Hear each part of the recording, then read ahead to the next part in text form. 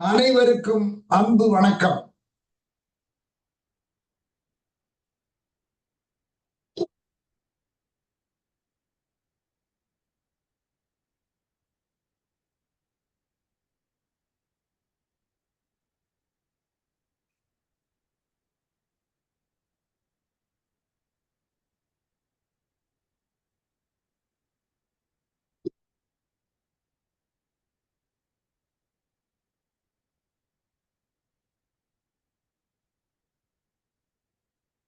அத கொஞ்சம் பெருசு பண்ணுங்க. வாய்ஸ் வரல.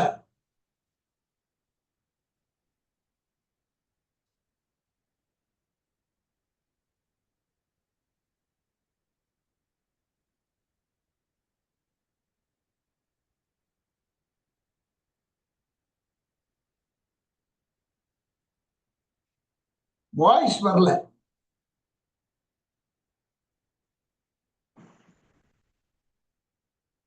நன்றி.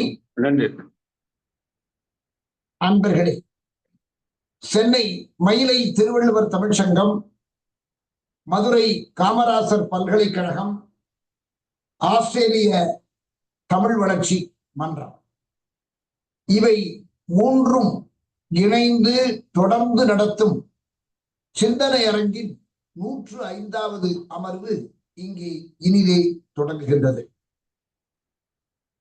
அன்பர்களே, இன்றைய நிகழ்ச்சியின் தலைப்பு என்ன தெரியுமா? வானொலி சிறுவர் சங்கங்களின் தோற்றமும் வளர்ச்சியும். இது பற்றி பார்க்கடல் சிறுவர் சங்கத்தினுடைய தலைவர், 85 வயது இளைஞர், நம்மிடையே வானொலி சிறுவர் சங்கங்களின் தோற்றமும் வளர்ச்சியும் பற்றி பேச இருக்கின்றார். அன்பர்களே, வானொலி சிறுவர் சங்கங்களையும் இளைஞர் சங்கங்களையும் மகளிர் சங்கங்களையும் முதியோர் சங்கங்களையும் ஊக்குவித்தது உண்டு. அதில் சிறுவர் சங்கத்தை பெரிதும் வளர்த்த பெருமை கூத்தபிரான் அவர்களுக்கு உண்டு. அதே போன்று இளைஞர் சங்கங்கள் பல உருவாவதற்கு காரணமாக இருந்தவன் நான் தான். நிறைய இளைஞர் மன்றங்களை, வானொலி இளைஞர் மன்றங்களை உருவாக்கினேன். அது அவருக்கும் தெரியும், இன்றைய சிறப்பு விருந்தினருக்கும் தெரியும். நான் கூத்தபிரான் அவர்களிடம் சொன்னதே, உங்கள் சிறுவர்கள் எல்லாம் 15 வயது நிறைவடைந்து 16 வயது முடிந்தவுடன் அத்தனையும் வானொலி இளைஞர் சங்கங்களாக ஆகட்டும் என்று பல சிறுவர் சங்கங்களில் கூத்தபிரான் அவர்களோடு நானும் சென்று பேசுவது வழக்கம், பேசியுள்ளோம். காலம் அவரை கொண்டு விட்டது. இப்பொழுது கூத்தபிரான் ஐயா அவர்கள் நம்மிடையே இல்லை. அதற்கு பின் ஞான பிரகாசம் அவர்கள் குழந்தைகள் நிகழ்ச்சியில ரொம்ப ஆர்வமா இருந்தார், நிறைய பண்ணார். அதனால வானொலி சிறுவர் சங்கம் மிகப்பெரிய ஒரு கூட்டமைப்பாக உருவாகி பல நிகழ்ச்சிகளை தொடர்ந்து நடத்தினார்கள். அதிலெல்லாம் பங்கேற்ற பெருமை, அந்த வளர்ச்சிக்கும் மலர்ச்சிக்கும் வித்தாக வேறாக விளங்கியவர் SRB சுந்தரம் அவர்கள். அவர்கள்தான் வானொலி சிறுவர் சங்கங்களின் தோற்றமும் வளர்ச்சி பற்றி நம்மிடையே இங்கே சிறப்புரை நிகழ்த்த உள்ளார்கள். அன்பர்களே, இந்த நிகழ்ச்சிக்கு வருகையிலிருந்து பெருமை சேர்த்திருக்கின்ற அனைவரையும் வரவேற்க வருமாறு. இதுல என்ன ஒரு பொருத்தம் என்றால், இன்றைக்கு வரவேற்புரை வழங்குகிறவரும் சிறப்புரை வழங்குகிறவரும் ஒரே நிறுவனத்தில் பணி செய்தவர்கள், போர்ட்ரஸ்ட்ல. அது நான் சொல்லக்கூடாது, அவரே விரிவாக சொல்வார். நமது சங்க, அதாவது இணை செயலாளர் திருமிகு J. அக்ஷயநாதன் அவர்கள் சென்னை போர்ட்ரஸ்ட்ல ஒரு CPO, உங்களுக்கு எல்லாம் தெரியும், CPRO, chief public relations officer, மக்கள் தொடர்பு அலுவலராக போர்ட்ரஸ்ட், சென்னை போர்ட்ரஸ்ட், அதுக்கப்புறம் காமராஜ் போர்ட்ரஸ்ட்ல இருந்தவர். இப்ப மயிலை திருவள்ளுவர் தமிழ் சங்கத்தின் இன்றியமையா தூண்களில் ஒருவராக திகழ்கிறவர் J. அக்ஷயநாதன் அவர்கள். நம் எல்லா நிகழ்ச்சிகளிலும் மற்றவர்கள் எல்லாம் வியந்து பாராட்டக்கூடிய அளவுக்கு சிறந்த சேவைகளை செய்யும் சேவை செம்மலாக மிளிர்கிறார் ஜே அட்சயநாதன் அவர்கள். எனவேதான் அவர்கள் சென்ற குழந்தைகள் நிகழ்ச்சியில் அவர்தான் வரவேற்புரை நல்கினார். இன்று அவரை வரவேற்புரை வழங்குகின்ற அப்புறம் தான் தெரிந்தது, ஓ இன்றைக்கு சிறப்புரையாளரும் அதே அவர் பணி செய்த அதே சென்னை துறைமுக பொறுப்பு கழகத்தை சார்ந்தவர் என்பதை அறிவதில் மகிழ்ச்சி அடைகிறோம். இப்பொழுது நம் மயிலை திருவள்ளூர் தமிழ்ச் சங்கத்தின் இணை செயலரும் சேவை செம்மலுமாகிய ஜே அட்சயநாதன் அவர்களே, வருக, உங்கள் வரவேற்புரையை வழங்குக என்று கேட்டு மகிழ்கிறோம். வாங்க, அன்மியூட் பண்ணிங்க. நான் உங்களுக்கு கொடுத்துட்டேன். அனைவருக்கும் மாலை வணக்கம். மயிலை திருவள்ளுவர் தமிழ்ச்சங்கம் சென்னை, மதுரை காமராசர் பல்கலைக்கழகம் மதுரை, ஆஸ்திரேலிய தமிழ் வளர்ச்சி கழகம் இணைந்து நடத்தும் இந்த இணைய வழி 105வது தொடர் சிந்தனை அரங்கத்திற்கு சிந்தனை அரங்கத்தில் இணைந்திருக்கும் அனைத்து உள்ளங்களையும் வரவேற்பதில் மிக்க மகிழ்ச்சி அடைகிறேன்.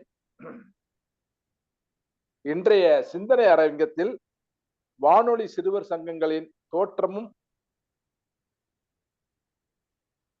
வளர்ச்சியும் என்ற பொருண்மையில் பேச வந்துள்ள திருமிகு SRG சுந்தரம் அவர்களை பற்றி உங்களுக்கு ஒரு சில கருத்துக்கள் சொல்ல ஆசைப்படுகிறேன்.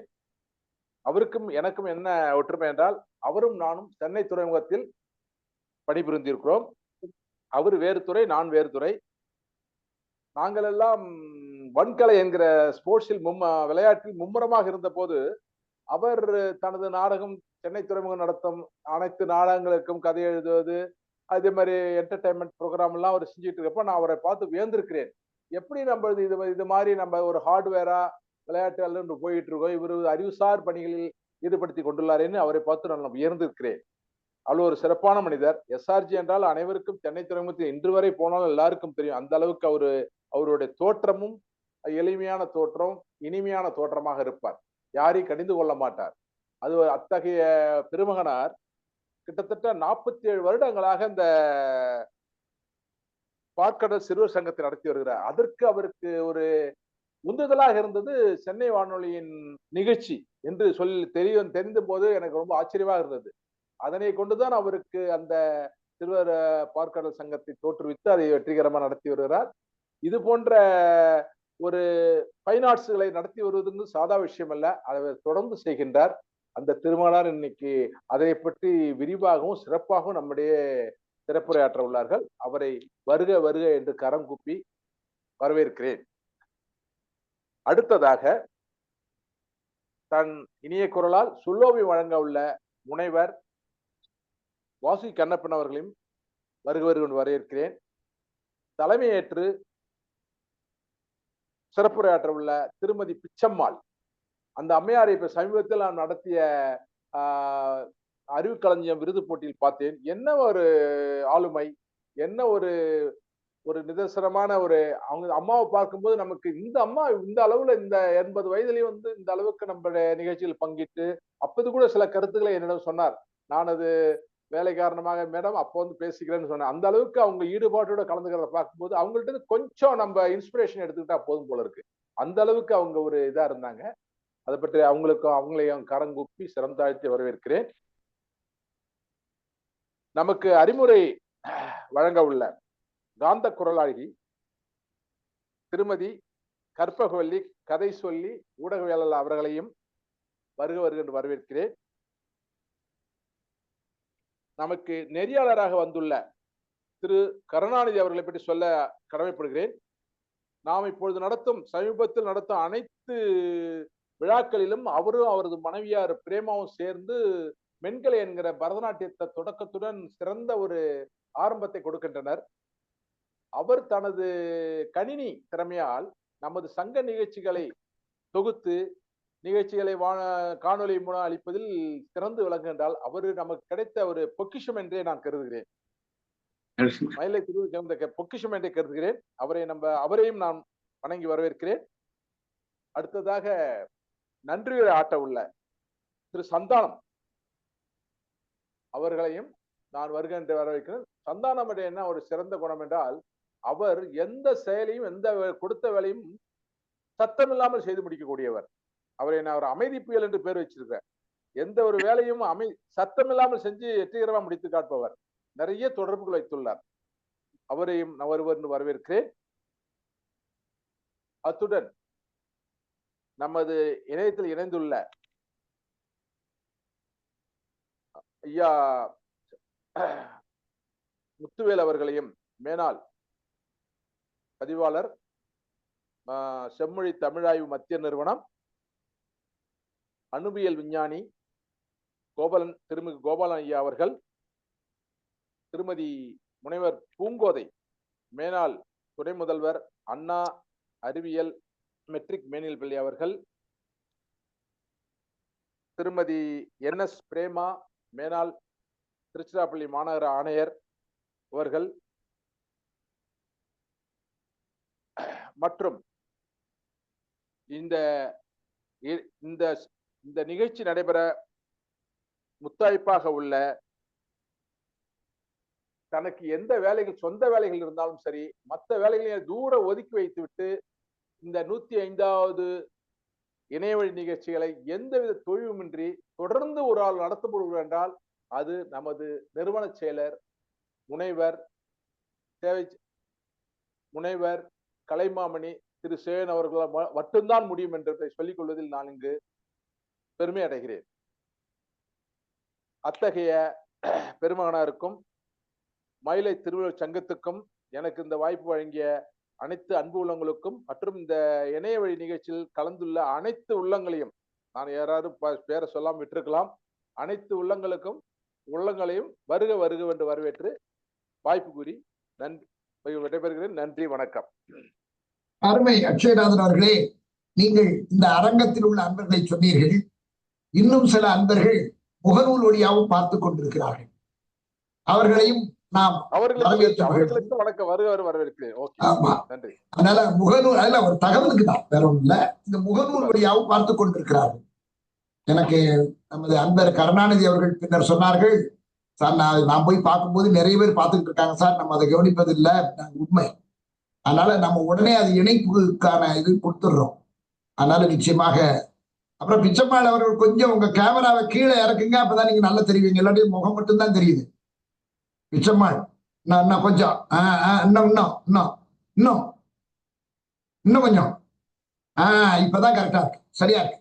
அப்படியே இருங்க, அல்லது அது கொஞ்சம் அந்த கேமரா சரியா வச்சுக்கோங்க. இப்ப நமது மயிலை திருவள்ளுவர் தமிழ்ச்சங்கம்,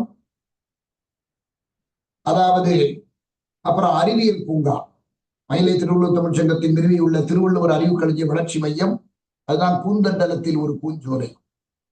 அதனை தொடர்ந்து அறிவியல் பூங்கா காணொளி காட்சி. இந்த இரண்டையும் வழங்குமா மதுரையிலிருந்து நமக்கு வழங்குகிறார் கருணாநிதி அவர்கள்.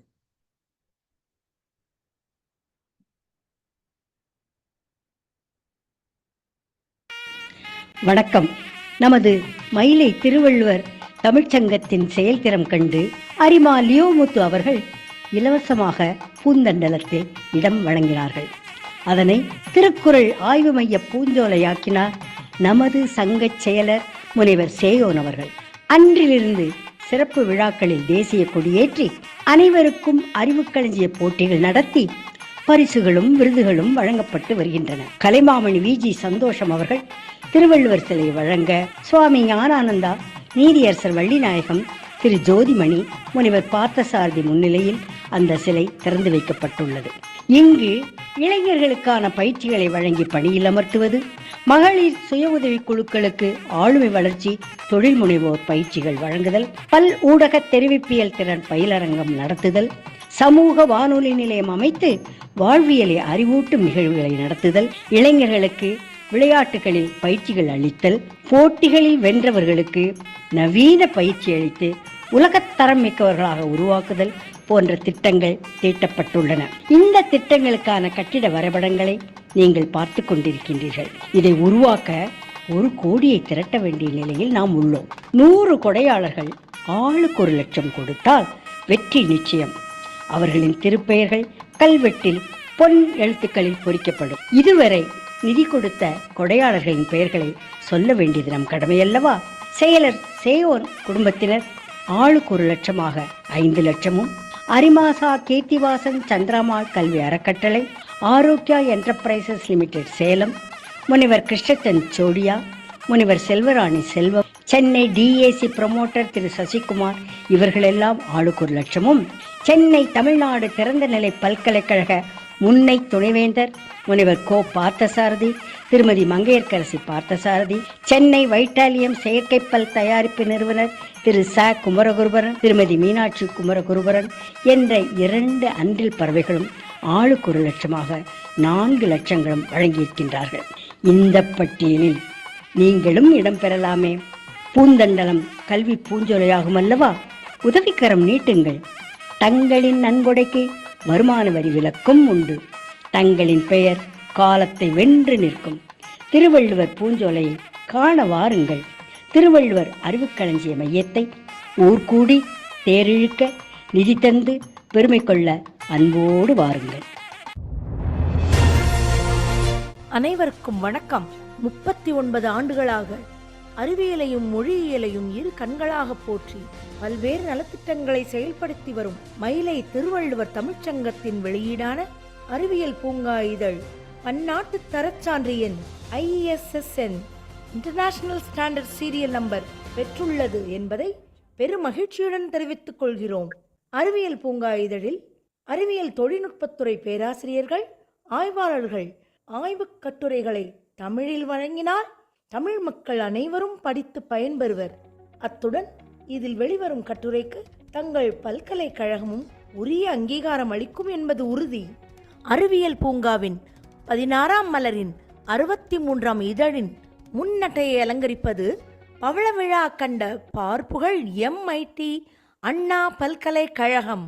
இந்த நிறுவனத்தின் தொடக்கம் முதல் இன்று வரையிலான அனைத்து வளர்ச்சிகளையும் விரிவாகவும் விளக்கமாகவும் அறிவதற்காக அதன் முதன்மையர் பேராசிரியர் முனைவர் K. ரவிச்சந்திரன் அவர்களை சந்தித்து நேர்முகமாக உரையாடி மகிழ்ந்தார். அறிவியல் பூங்கா நூலாசிரியர் கலைமாமணி முனைவர் சேயோன் அவர்கள் விண்ணியல் ஆய்வின் வித்தகர், ஏவுகணை ஏந்தல், பாரத ரத்னா என வாய்மணக்க அனைவராலும் ஏற்றி போற்றப்படும் மேனாள் குடியரசுத் தலைவர் டாக்டர் APJ அப்துல் கலாம் அவர்கள் பார்ப்போற்றும் அறிவியல் தொழில்நுட்ப வல்லுநராய் திகழ்வதற்கு வித்திட்ட நிறுவனம் இதுவே. அறிவியல் தொழில்நுட்ப வல்லுநர்களையும் துணைவேந்தர்களையும் தொழில் அதிபர்களையும் தொழில் முனைவோர்களையும் இப்பாருலகிற்கு தந்த பெருமை 75 ஆண்டுகால நெடிய தொழில்நுட்ப கல்வி நிறுவனத்தின் கொடையாகும்.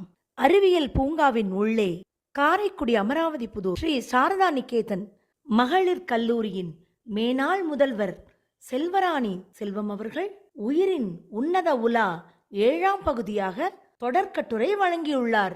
நகரும் மின் நிலையம் குறித்து விளக்குகிறார் இந்திய விண்வெளி ஆய்வு நிறுவனத்தின் விண்ணியல் விஞ்ஞானி முனைவர் P. சசிகுமார் அவர்கள். தகைசால் தனிமங்களை சிறந்ததை பற்றி குறிப்பிடுகிறார் அணுவியல் விஞ்ஞானி ப. கோபாலன் அவர்கள். அறிவியல் உலாவாக சென்னை மயிலை திருவள்ளுவர் தமிழ்ச்சங்கத்தின் அறிவியல் பூங்கா காலாண்டிதழ், தஞ்சாவூர் தேசிய உணவு தொழில்நுட்பம் தொழில் முனைவு மற்றும் மேலாண்மை நிறுவனம், திருவள்ளுவர் இருக்கையின் பன்னாட்டு திருக்குறள் அமைப்புகளின் இணையம் இணைந்து நடத்திய பெரும் விழா தஞ்சாவூர் தேசிய உணவு தொழில்நுட்பம் தொழில் முனைவு மற்றும் மேலாண்மை நிறுவனம் கலையரங்கில் 20/7/2024 சனிக்கிழமை அன்று நடைபெற்றது. இந்நிகழ்ச்சியின் தொடக்கமாக திருக்குறள் வரவேற்பு நடனம் நடைபெற்றது. அதனைத் தொடர்ந்து தொன்ம வன்மக்கலையான சிலம்பக்கலையும் நடைபெற்றது.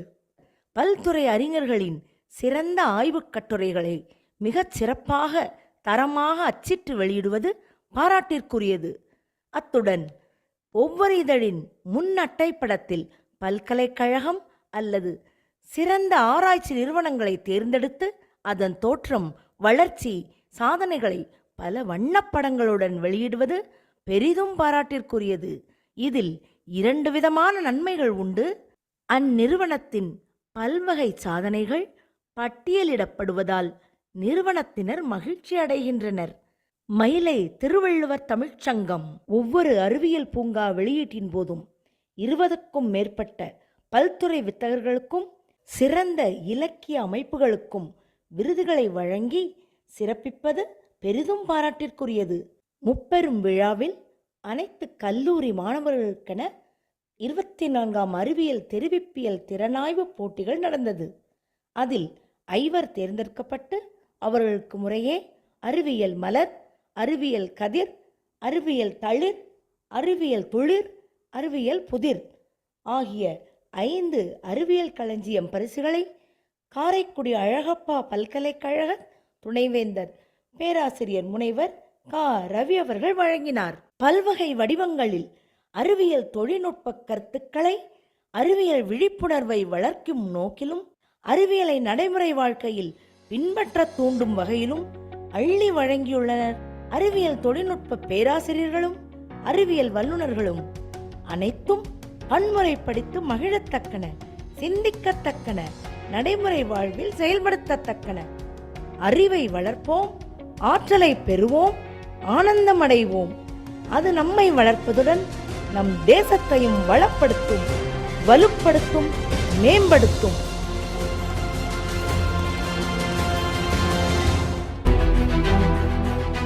அன்பர்களே, நீங்கள் பார்த்து மகிழ்ந்த இந்த அறிவியல் பூங்காவை வாங்கி படிக்க வேண்டாமா? நீங்கள் ஒரு இதழை வாங்கி படிப்பதுடன் இன்னும் 4 இதழை சேர்த்து வாங்குங்கள். 100 ரூபாய்தான். அந்த 4 இதழ்களையும் உங்கள் அக்கம் பக்கத்தில் உள்ள பள்ளிகள், கல்லூரிகள், நூலகத்திற்கு நன்கொடையாக வழங்குங்கள். இதன் மூலம் நீங்கள் அறிவியல் பூங்காவை வழங்கும் கொடையாளர் என்ற பதவியையும் பெறுவீர்கள் அல்லவா? அது மட்டுமல்ல, ஒவ்வொரு நூலகத்தையும் அலங்கரிக்கும் இந்த அறிவியல் பூங்கா 1000 மாணவர்களுக்கு அறிவியல் தொழில்நுட்ப சிந்தனைகளை ஊட்டுமல்லவா? இந்த நல்ல தொண்டினை, அரிய தொண்டினை, இனிய தொண்டினை இன்றே தொடங்குங்கள். நன்றே செய்யணும், இன்றே செய்யுங்கள். இன்றே செய்யணும், இன்னே செய்யுங்கள். உடனடியாக தொடர்பு கொள்ளுங்கள். யாரை? அறிவியல் பூங்காவின் நூலாசிரியரை. ஆம், கலைமாமணி முனைவர் சேயோனை. தொடர்பு எண் 9449991415. இந்த எண்ணுக்கு நீங்கள் ஜிபே செய்யலாம். ஒரு இதழ் 100 ரூபாய்தான். 500 ரூபாயில் அறிவியல் கொடையாளராக மிளிரலாம் அல்லவா?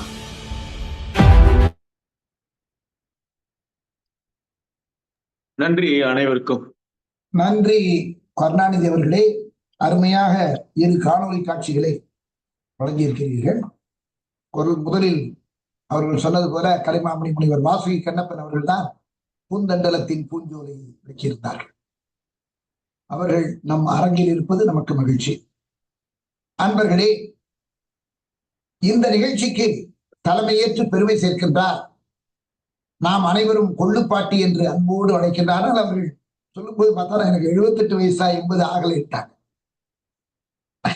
அதனால நாம் அவர்களுக்கு அவர்கள் ரொம்ப ஸ்போர்ட்டிவா இருப்பாங்க எப்பவுமே. அதாவது நம்ம அக்ஷயநாதன் என்ன அருமையா வரவேற்புரை வழங்கினாரு. அருமையா இருந்தது அக்ஷயநாதன். அதனால அப்புறம் சந்தானம் வரலைன்னா பூங்கோதை தான். ஏன்னா சந்தானம் ட்ரெயின்ல போயிட்டு இருக்காரு இப்போ. அதனால எனக்கு அப்புறம் தான் தெரியும். அதனால இதுக்கு ஒரு சூட்சுமம் என்னன்னா, இந்த இன்விடேஷன்ல ஒரு மாற்றம் தான், மற்ற எல்லாத்தையும் பண்ணிடுன்னு சொல்லியிருப்பேன் ஒரே ஓவர் போன்ல. அப்புறம் இன்விடேஷன் ரெடியாகி வந்துருது, வேற ஒன்றும் இல்லை. அப்புறம் பார்த்தா அது சரி சந்தானம் ரைட். சந்தானம் அவர் கேட்டா அவர் ஊர்ல இல்லை. ஊர்ல இல்லைன்னா ட்ரெயின்ல போயிட்டு இருக்காரு சென்னையில இருந்து மதுரைக்கு. அதனால அவர் இணைப்புல வராரான்னு பார்ப்போம். நாம் எதற்கும் தயாராக இருக்கணும். வரவேற்புரையோ நன்றியுரையோ நான் முன்னரே சொல்லியிருக்கேன், தலைமை உரையோ எதுவானாலும் சரி, ஆள் வரலையா நம்மளே பேசிடுவோம்.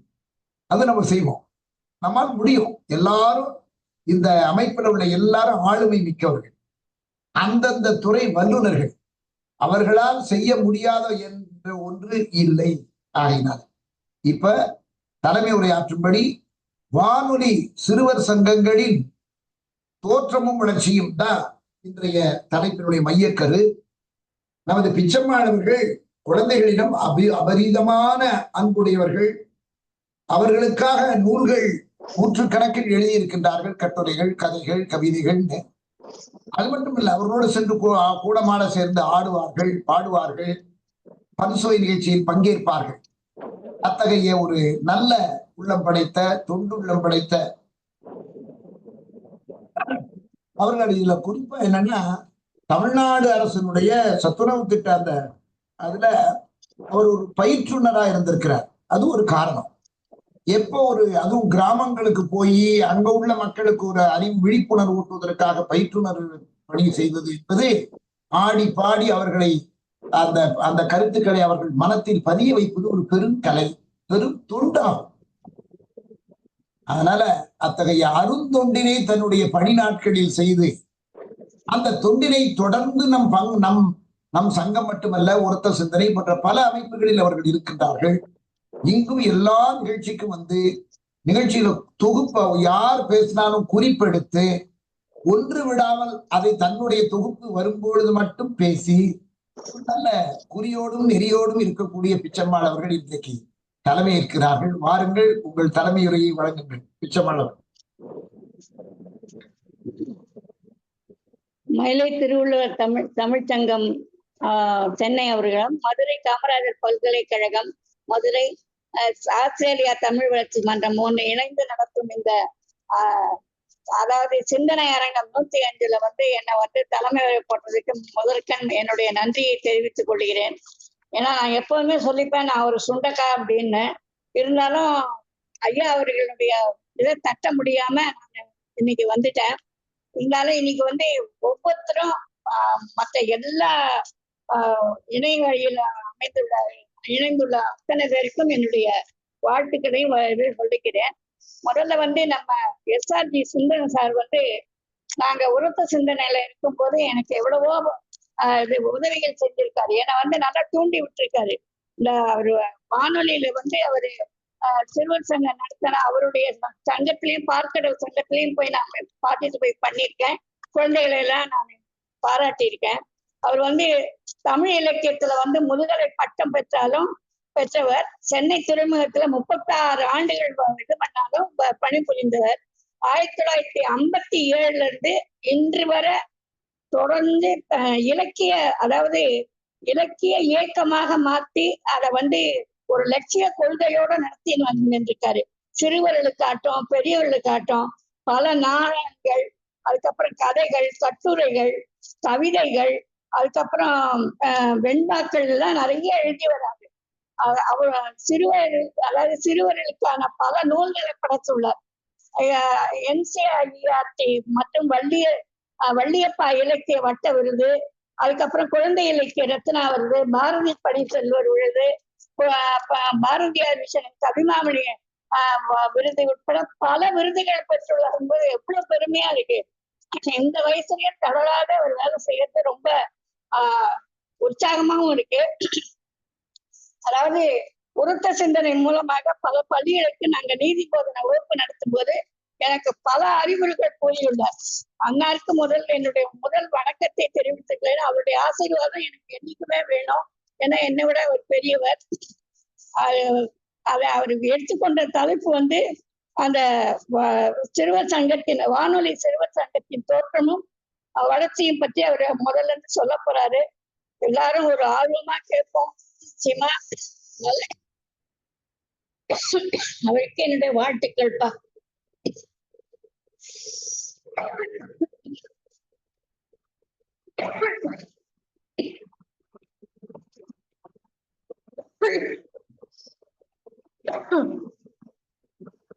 அவருடைய உரையை கேட்க ஆவலாக உள்ளோம் ஐயா. வணக்கம், நன்றி ஐயா.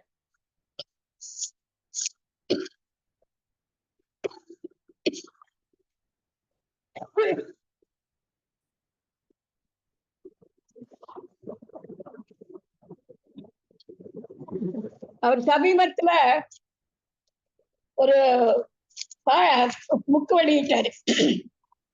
அதாவது பாட்டு பூங்கா. அது வந்து முதல் பாட்டே ரொம்ப அருமை. எப்படின்னா, குட்டி குட்டி பாட்டு கேட்டு லட்டு பாட்டு தட்டி தட்டி தாளம் போட்டு கேட்க வாங்க, குட்டி நாங்கள் பாட குழந்தை நூல்கள் உண்டே, பட்டு வெள்ளை தாளி உள்பலவாட்டாளர் உண்டே, சிரிக்க செய்யும் பாடல் சீரும் சிங்க பாடல் விரிந்த பூவின் பாடல் உள்ள இந்த நூலிலே பாடி பாடி பழகினால் பண்பும் பலவும் புரிந்திடும். கூடி கூடி பாடினால் கழிப்பும் மனதில் வந்துவிடும். இது முதல் பாட்டு, குழந்தைகளுக்காக அவரு அதே பாட்டு எழுதின இந்த புக்குல முதல் பாட்டு. இந்த பாடினாலே குழந்தைகளுக்கு ஒரு உற்சாகம் வரும். அந்த உற்சாகம் கொடுக்கிற மாதிரி அவர் எழுதியிருக்கிறது. ரொம்ப நன்றி ஐயா, வாழ்த்துக்கள் ஐயா. அவருடைய உரையை கேட்க ஆவலாக உள்ளோம். அருமை அருமை. அதாவது எவ்வளவு ஈடுபாட்டோட, அதான் பிச்சைம்மா என்ன சொன்னாங்க பாருங்க, பாட்டு பூங்கா. நாம அறிவியல் பூங்கா வெளியிட்டு இருக்கோம், அவர் பாட்டு பூங்காவை வெளியிட்டு இருக்கிறார். யாரு இன்றைய சிறப்பு விருந்தினர். இந்த புக்கு தான். மகிழ்ச்சி மகிழ்ச்சிமா, நல்ல அறிமுகம். அதாவது எனக்குமே தெரியாது சொன்னாரு, என்ன கூட கூப்பிட்டு நமக்கு தான் பல வேலைகள்னால போக முடியல. பாட்டு பூங்கா நல்ல தலைப்பு. அதுக்கு ஒரு சிறப்பு என்னன்னா, அவர் நல்ல சிறந்த எழுத்தாளர். அனைத்து எழுத்தாளர்கள் மத்தியில எஸ்ஆர்ஜி சுந்தரம் என்று சொன்னால் அவர் இவர்தான் என்று தனித்து நிற்கக்கூடிய ஆற்றல் மிக்கவர் எஸ்ஆர்ஜி சுந்தரம் அவர்கள். எல்லாரும் அந்த பெயரை பெற முடியாது. பெறணும்னா அதற்கு ஒரு ஆளுமை வேண்டும். இந்த பேரை சொன்னா இவர்தான் அப்படின்னு சொல்லக்கூடிய அளவு. அவருக்கு நான் விருது வழங்கணும்னு ஒரு 3 ஆண்டுகளா நினைப்பேன். மற்ற ஒரு இதுல அப்படியே மறந்து போயிடுவேன். அப்புறம் அவரை பார்க்கும்போது சொல்லுவேன், உங்களுக்கு தவறி போச்ச. அது என்னன்னா, Karpavalli Vidyalaya school day student, old student. நான் ஒரு, அதாவது கற்பவல்லி வித்யாலயா ஸ்கூல்ல கரஸ்பாண்டா இருக்கேன். அந்த ஸ்கூலினுடைய அலுமினி அவர். அந்த ஸ்கூல்ல உள்ள பழைய முன்னாள் மாணவர்கள் பட்டியலை நாங்க சேர்த்தோம், நிறைய 500க்கு மேல சேர்த்திருக்கோம். அதுல அவர் இருக்கார். அந்த கூட்டம் ஒரு 2-3 அமைப்புல கூட்டம்லாம் போட்டோம். அதுல எஸ்ஆர்ஜி அவர்கள் வந்திருந்தார். அதனால அண்மையில அவருக்கு அறிவு களஞ்சியம் விருது கொடுத்தோம். அதனாலதான் அறிவு களஞ்சியம் எஸ்ஆர்ஜி சுந்தரம் அவர்கள்னு போட்டேன். நாம் விருது எப்பொழுது பெயருக்கு முன்னால் போடப்படுகிறதோ அப்பொழுதுதான் அந்த விருதுக்கு பெருமை. அதனாலதான் அதை நான் போட்டு பண்ணேன். இன்றைக்கு முகநூல்ல கூட போடும்போது அறிவு களஞ்சியம் எஸ்ஆர்ஜி சுந்தரம் அவர்கள்னு போட்டேன். ஜே அக்ஷயநாதன் அவர்கள் சிறப்பு விருந்தினராக வரும்போது சேவை செம்மல் ஜே அக்ஷயநாதன் தான் போட்டேன். ஏன் நம்ம எதுக்கு விருது கொடுக்கிறோம்? அவர்களை இனங்காட்டுவதற்காக, அவர்கள் செய்த சேவைக்காக, அவர்கள் செய்த நல்ல இலக்கிய தொண்டுக்காக, அறிவுசார் பணிகளுக்காக நாம் அறிவு களஞ்சியம் விருதை வழங்கி சிறப்பித்திருக்கிறோம். அன்னாரை பற்றி அறிமுக உரை நிகழ்த்த வருமாறு ஊடகவியல் வல்லுநர், புதுடில்லியில் இருந்தாலும் புதுமையான பல கருத்துக்களை புன்முறுவலோடு சொல்லி அறிமுகம் செய்வதில் வல்லவர் யாரு? கதை சொல்லி கற்பகவல்லி அவர்கள். என்ன பொருத்தமா வருது பாருங்க, கதை சொல்லி கற்பகவல்லி அவர்கள், காக்கான்னு வருது. மோனை, அது எதுகைகள்ல மோனை. அதனால கதை சொல்லி கற்பகவல்லி அவர்கள் இப்பொழுது நமது சிறப்பு விருந்தினர் அறிவு களஞ்சியம் எஸ்ஆர்ஜி சுந்தரம் அவர்களை அறிமுகம் செய்கிறார்கள். அனைவருக்கும் வணக்கம். சேவை செம்மல் திரு அக்ஷயநாதன் அவர்கள் நல்ல அறிமுகம் கொடுத்திருந்தாங்க. எல்லார பத்தியும் ஒரு அருமையான அறிமுகம், எல்லார பத்தியும் வரவேற்று ஒரு சிறப்பான பேச்சு. கருணாநிதி சார், உங்களோட ஊடகம் சூப்பர் ஆஸ் யூஷுவல். நீங்க வாசுகி கண்ணப்பன் மேடம் அவங்க சலிக்காம உட்கார்ந்து சொல்லுவாங்க. ஒவ்வொரு மீட்டிங்க்கும் அழகா புதுசா சொல்ற மாதிரியே சொல்லுவாங்க. அதே மாதிரி உங்களுடைய அந்த பிபிடி பிரசன்டேஷன் ரொம்ப அருமையா இருக்கு. அப்புறம் நம்ம பூங்கோதை மேடம், அப்புறம் பிச்சம்மாள் மேடம் உங்களுடைய தலைமை உரைக்கு உங்களை அறிமுகப்படுத்துறதுடைய அருமையான பாக்கியமும் செய்யோன் சார் எனக்கு தான் கொடுத்தாரு. திரும்பவும் குழந்தைகள் அப்படின்னாலே எஸ்ஆர்ஜி சாரும் பிச்சம்மாள் மேடமும் வந்துருவாங்க. அவங்க எஸ்ஆர்ஜி சாரையும் அறிமுகப்படுத்துற ஒரு அருமையான பாக்கியத்தை எனக்கு செய்யோன் சார் கொடுத்திருக்காரு. எஸ்ஆர்ஜி சுந்தரம் சாருக்கு இஸ் ஆக்டோஜெனேரியன், 80+ ஆயிடுச்சு. ஆனா அப்படி சொன்னாதான் தெரியுது. அது அவருடைய அனுபவத்தை வயசுல நாம மதிப்பிடுறதுக்கு பதிலா அவருடைய வாழ்க்கை 80 வருடங்களுக்கு மேலா அவர் என்ன பண்ணிட்டு இருந்திருக்காரு அப்படின்னா, அதுல 63 வருஷமா அவரு குழந்தைங்களுக்காக தான் இருந்திருக்கிறாரு, இருக்க போறாரு, இனிமேலும் அதை தான் செய்ய போறாரு. அவருடைய 17வது வயசுல இருந்து அவர் முதல் கதை எழுத ஆரம்பிச்சிருக்கிறார். 1940ல மயிலாப்பூர்ல பிறந்திருக்கிறார். ஒரு பெரிய குடும்பத்துல அவர் பிறந்திருக்கிறாரு. அவருடைய தாத்தா, பாட்டி, அப்பா, அம்மா, சுத்தி இருந்த சொந்தக்காரங்க எல்லாரும் சொன்ன கதைகளை சிறுவனாக இருந்து திரு சுந்தரம் ஐயா கேட்டு கேட்டு கேட்டு கதைகள் வழி விஷயங்கள், எவ்வளவு விஷயங்கள் இந்த நிமிஷம் வரைக்கும். கதைகள் அப்படின்னா சின்ன பசங்க மட்டும் கிடையாது, நமக்குமே ஒரு ஆர்வம் வந்துடும். ஒரு டிவி ப்ரோக்ராமோ இல்ல வானொலி ப்ரோக்ராமோ ஆன் பண்ணி விட்டுட்டு நாம உட்கார்ந்து கேட்டுட்டு இருந்தோம்னா, ஐயோ பேசிக்கிட்டே இருக்காங்க என்னையா இது அப்படின்னு தோணும். அந்த பேச்சே வித்தியாசமா ஒரு கதை அப்படின்னு வரும்போது எல்லாரும் அப்படியே ஒரு ஆர்வமா முன்னாடி எழுந்து உட்காருவோம். அந்த மாதிரி ஒரு ஆர்வத்தை தூண்டக்கூடிய விஷயம் நம்ம எஸ்ஆர்ஜி சாரோட லைஃப்லயும் நடந்திருக்கு. 17வது வயசுல முதல் பேனாவை பிடிச்சு கதை எழுத ஆரம்பிச்சிருக்கிறாரு. எதுக்காகனா மயிலாப்பூர் கஸ்தூரிபா கிளப்ல நடத்தின ஒரு காம்படிஷனுக்காக. அந்த 17 வயசுல அவர் வந்து கதை எழுத ஆரம்பிச்சு அந்த கதையை வந்து அவரு செகண்ட் பிளேஸ் 2வது பரிசும் வாங்கி விடுகிறார். அந்த கதை போட்டியில இருந்து அவருடைய இலக்கிய பயணம், குழந்தைகளுக்கான பயணம், பார்க்கடல் குழந்தைகளுக்காக ஏற்படுத்தக்கூடிய ஒரு சிறுவர் சங்கம்னு 1977ல ஆரம்பிச்சு இன்று வரை அது வந்து செம்மையாக சூப்பரா அவர் பண்ணிட்டு இருக்காருன்னா அதுக்கு வந்து நாம என்ன சொல்றது? இறைவன் அவருக்கு கொடுத்திருக்கிற பாக்கியத்தை தான் நாம சொல்லணும். கொஞ்சம் வயசு ஒரு டீனேஜ் ஒரு 20 வயசு 22 வயசு ஆயிட்டாலே சின்ன பசங்களுக்கு என்னையும் ஒன்னா சேர்க்காத அப்படின்னு சொல்ற இந்த காலத்துல என்னமோ ரொம்ப வயசான மாதிரி நினைச்சுக்கிற சின்ன பசங்களா அப்படின்னு ஒரு அவங்க கூட இறங்கி வந்து விளையாடணும் பேசணும் அப்படின்னா நிறைய பெரியவங்களால அது முடியறது இல்லை. ஏன் 20 வயசு ஆன ஒரு பசங்களுக்கே அது முடிய மாட்டேங்குது. ஆனா பிச்சம்மாள் சாரு எஸ்ஆர்ஜி சாரும் அதை வந்து எவ்வளவு வருஷங்களா 63 வருஷமா எஸ்ஆர்ஜி சார் செஞ்சுட்டு இருக்காரு. அதன் வாயிலாக 80 சிறுகதைகள், 87க்கும் மேற்பட்ட கவிதைகள், பாடல்கள், 15 புக்ஸ் குழந்தைங்களுக்காக எழுதியிருக்காரு. 123 ஸ்டேஜ் டிராமாஸ். இது இல்லாம ஆல் இண்டியா ரேடியோல குழந்தைகளுக்காக எழுதப்பட்ட எத்தனையோ நாடகங்கள், அரங்கேறிய எக்கச்சக்கமான நாடகங்கள், கணக்கில் அடங்காதவை. இது எல்லாமே வந்து அவர் போர்ட்ரஸ்ட்ல 37 வருஷமா வேலை செஞ்சுட்டு இருக்கும்போது தினமும் மயிலாப்பூர்ல இருந்து போர்ட்ரஸ்டுக்கு சைக்கிள்ல தான் போவாராம். ஒவ்வொரு கதைக்கும் ஒவ்வொரு பாட்டுக்கும்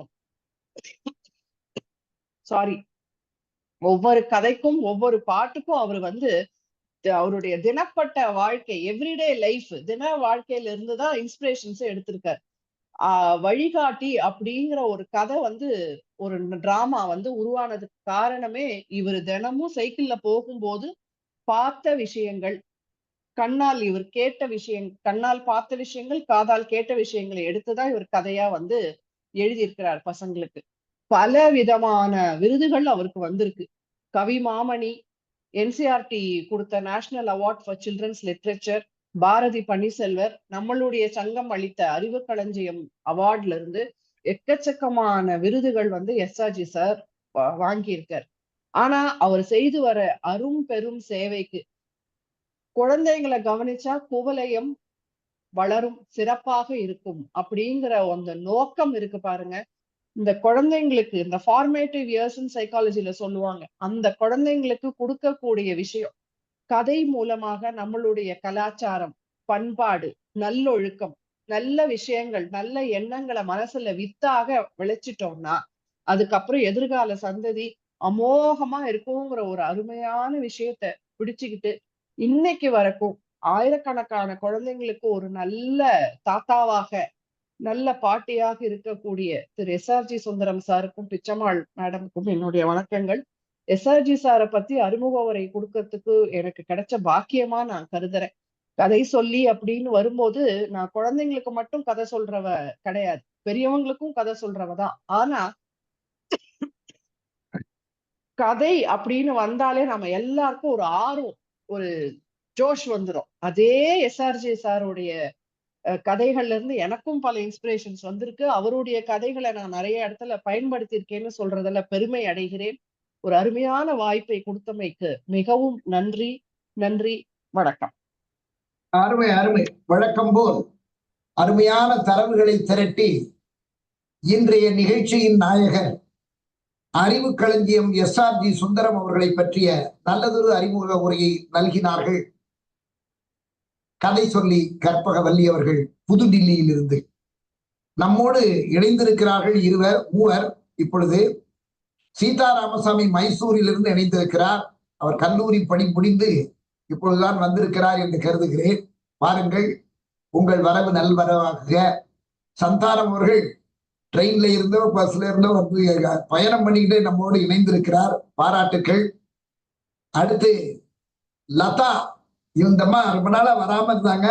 தொடர்ந்து வாங்க டாக்டர் லதா அவர்கள். கெமிஸ்ட்ரி அதாவது வேதியியல் துறையில விற்பனராக விளங்குகிறவர், பேராசிரியராக திகழ்கிறவர்.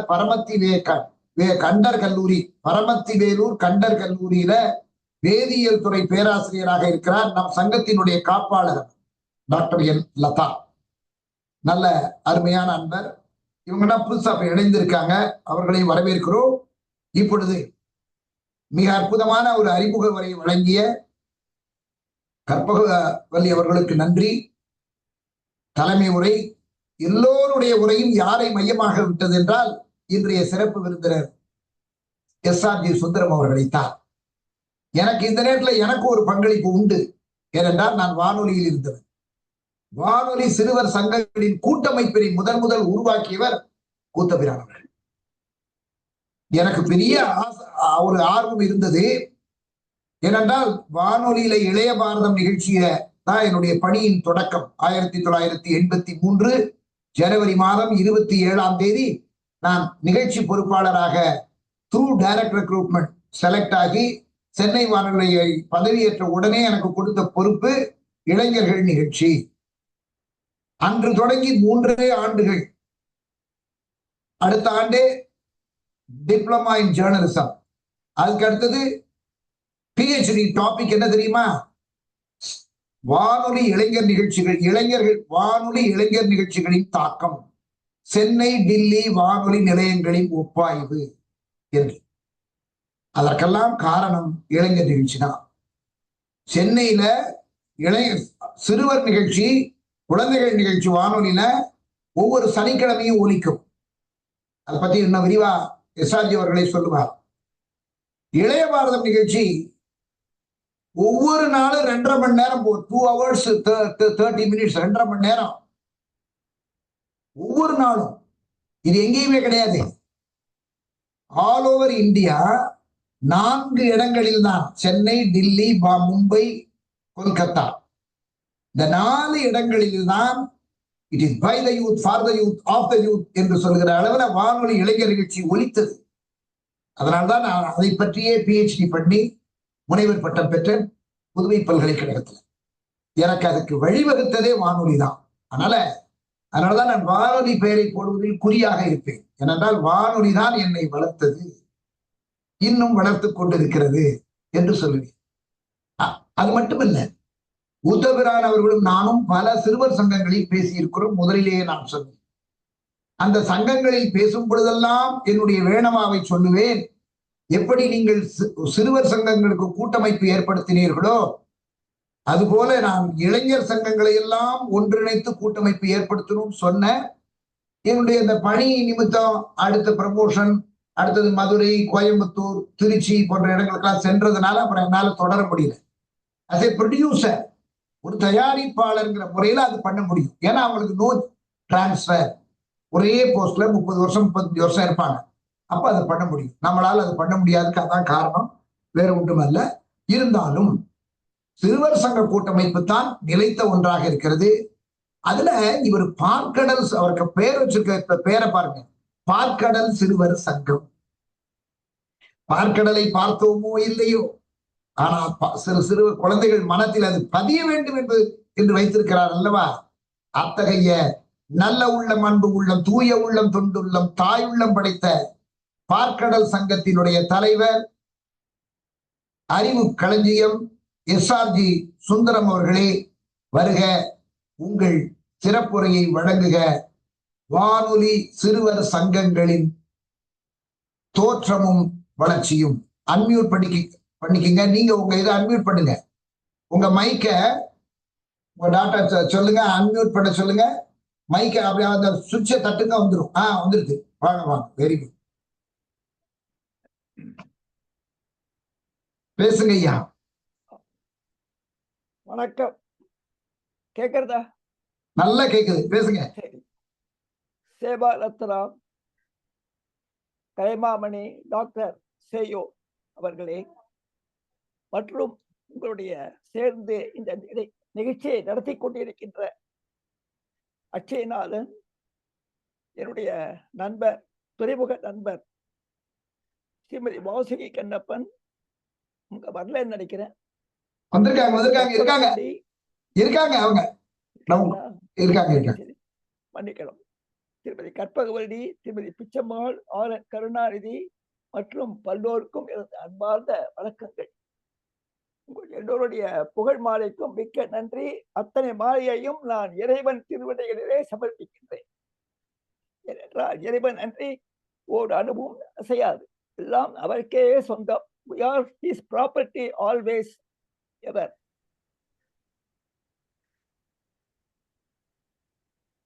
இந்த வானொலி சிறுவர் சங்கங்கள் என்று சொன்னாலே எனது இளமை மீண்டும் திரும்புகிறது. சாதாரணமாக சேயோன் அவர்கள் பேசினாலே எனக்கு இளமை தோன்றும். எப்படி என்றால், வானொலி இருக்கும் பொழுது அவர் தொலைபேசியிலேயே சந்திப்பு நிகழ்ச்சி நடத்தினார். அப்பொழுது ஒரு முறை என்னுடைய வயதை கேட்டார். அப்பொழுது 65 என்னவோ என்று சொன்னேன். 65 தானே அப்படின்பார். சமீபத்தில் கேட்ட பொழுது 85 என்று சொன்னேன். 85 தானே என்கிறார். அதாவது அவருடைய அந்த இளமை, சேயோன் என்றாலே முருகன், முருகன் என்றால் இளமை, அழகு, மனம் என்று திரும்பிக்க பெரிய நூல் ஒன்றை எழுதியிருக்கிறார். அப்படிப்பட்ட உள்ளப்படித்த முருகனை உள்ளப்படித்தவர் சேயோன் அவர்கள். அவர் மனத்திலேயே சேய் என்ற சொல் அடிக்கிறது பாருங்க. அவர் பேரிலேயே சேய், சேய் என்றால் குழந்தை, குழந்தையும் தெய்வமும் கொண்டாடும் இடத்திலே. அதனால்தான் நான் குழந்தையை முன்னேற வைத்து குழந்தைகளுக்காக இலக்கியம் படித்துக் கொண்டிருக்கிறேன் ஒரு தீர்மானத்துடன். இந்த வானொலி பேரவை என்பது பல சிறுவர் சங்கங்களின் கூட்டமைப்பு. முதலில் பேரவை இல்லை, அதற்கு முன் சிறுவர் சங்கங்கள் சில அங்கொன்றும் இங்கொன்றுமாக இருந்தன. குழந்தைகளுக்காக எழுதுபவர்கள் இருந்தார்கள். கண்ணன், கல்கண்டு, அம்புலி பாபா இவற்றை எழுதுபவர் இருந்தார்கள். ஆனால் ஐயாசாமி அவர்கள் ஒரு முறை அவருடைய கதையை படித்துவிட்டு வீட்டிற்கு கடிதம் எழுதி, நீங்கள் வானொலிக்கு நாடகம் எழுத வேண்டும், நேரில் வந்து சந்தியுங்கள் என்று சொன்னார். நான் சென்றேன். அவர் சொன்னார், ஆல் இண்டியா ரேடியோ கோடு இப்படித்தான் இருக்க வேண்டும் என்ற நேர் இருக்கிறது, அதன் பிரகாரம் 2 நாடகங்கள் எழுதி கொண்டு வாருங்கள் என்று சொன்னார். அதன்படி கொண்டு சென்றேன். படித்துவிட்டு நன்றாக இருக்கிறது, இருந்தாலும் உங்கள் திறமையை சோதிக்க நினைக்கிறேன், இந்த 2ஐயும் இணைத்து ஒரு நாடகமாக ஆக்கி கொண்டு வாருங்கள் என்று சொன்னார். அவ்வாறே நான் அந்த 2 நாடகங்களையும் இணைத்து ஒரே நாடகமாக ஆக்கி கொடுத்தேன். உடனே வானொலியில் போடப்பட்டது, ஒளிபரப்பப்பட்டது. இவ்வாறே பல நாடகங்கள் எழுத்தாளராக மட்டுமே இருந்து எத்தனையோ நாடகங்களை எழுதினேன். பிறகு ஒரு சமயம் ஐயாசாமி அவர்கள் சொன்னார், நீங்க ஏன் சிறுவர் சங்கம் ஆரம்பிக்க கூடாது, நன்றாக எழுதுகிறீர்களே என்று சொன்னார். சரி என்று சொன்னேன். அவ்வாறே துறைமுகத்தில் நான் அப்பொழுது தொண்டையார்பேட்டை காலனியில் குடியிருப்பில் இருந்தேன். அச்சமயத்தில் அந்த சிறுவர் சங்கத்தை அங்கே தொடங்கினேன். பல வருடங்களுக்கு முன்பாகவே தொடங்கிவிட்டேன். ஐயாசாமியையும் ஜெயஸ்ரீ அவர்களையும் அழைத்திருந்தேன். அவர்கள் அங்கே வந்திருந்தார்கள். அங்கே வந்து இந்த நாடகத்தை பார்த்துவிட்டு ஐயாசாமி அவர்கள் மிகவும் பாராட்டினார். அந்த நாடகத்தின் பெயர் ஆசை தம்பிகள் என்பதாகும். இவ்வாறு என்னுடைய முதல் நாடகத்தை நாடக ஆசிரியராக என்னை ஊக்கியவர் ஐயாசாமி அவர்களுக்கு நன்றி முதலில் தெரிவித்துக் கொள்கிறேன். இந்த புயல் என்றால் மக்களுக்கெல்லாம் துன்பம், அதே நேரத்தில் இன்பம் அளிக்கக்கூடிய நிகழ்ச்சி நடப்பது உண்டு. எப்படி என்றால் 1961ஆம் ஆண்டில் தஞ்சாவூரில் பெரும் புயல், பெரும் வெள்ளம், பெரும் சேதம், ஏழை மக்கள் எல்லாம் திண்டாடுகிறார்கள், உணவின்றி. அப்பொழுது கூத்தபிரான் அவர்கள் அங்கே இருக்கிறார். அத்தனையும் பார்த்தவுடன் அவருக்கு கண்ணீர் தண்ணீர் வந்து விட்டது. சென்னை வந்தவுடன் ஐயாசாமி அவர்களும் சென்று இது போல் நான் கண்டேன், இப்படி இருக்கும் பொழுது நாம் எல்லாரும் ஒன்றாக சேர்த்து நிதி திரட்டி உதவித்தொகை அளித்தால் நன்றாக இருக்கவே என்று சொன்னாராம். அப்போ ஐயாசாமி சொன்னார், சரி சிறுவர் சங்கங்கள் தான் இருக்கின்றனவே, நிகழ்ச்சி தருகின்றார்கள், அவர்களையே கொஞ்சம் கொஞ்சமாக நன்கொடை தர சொல்லுங்கள், ஏற்றதாக இருக்கும் என்று சொன்னாராம். அவ்வாறே முத்துப்பிரான் அவர்கள் செய்தாராம். இந்த சிறுவர் சங்கம் இவ்விதமாக முதலில் தொடங்கப்பட்டது. அதற்கு பிறகுதான் அப்பொழுது இருந்த சங்கங்களில் தான் ஒன்றாக இணைக்கப்பட்டன. கிட்டத்தட்ட 85 சிறுவர் சங்கங்கள் 85 சிறுவர் சங்கங்கள் இணைக்கப்பட்டு வானொலி சிறுவர் சங்க பேரவை என்ற பெயரிடப்பட்டது. அது பதிவு பெற்ற சங்கமாக மாற்றப்பட்டது. பின் அச்சங்கங்களில் எல்லாம் நிகழ்ச்சிகளை வானொலிகள் நீங்கள் எவ்வாறு தர வேண்டும் என்று ஐயாசாமி அவர்கள் அதற்கு ஒரு இலக்கணம் வகுத்து கொடுத்தார்.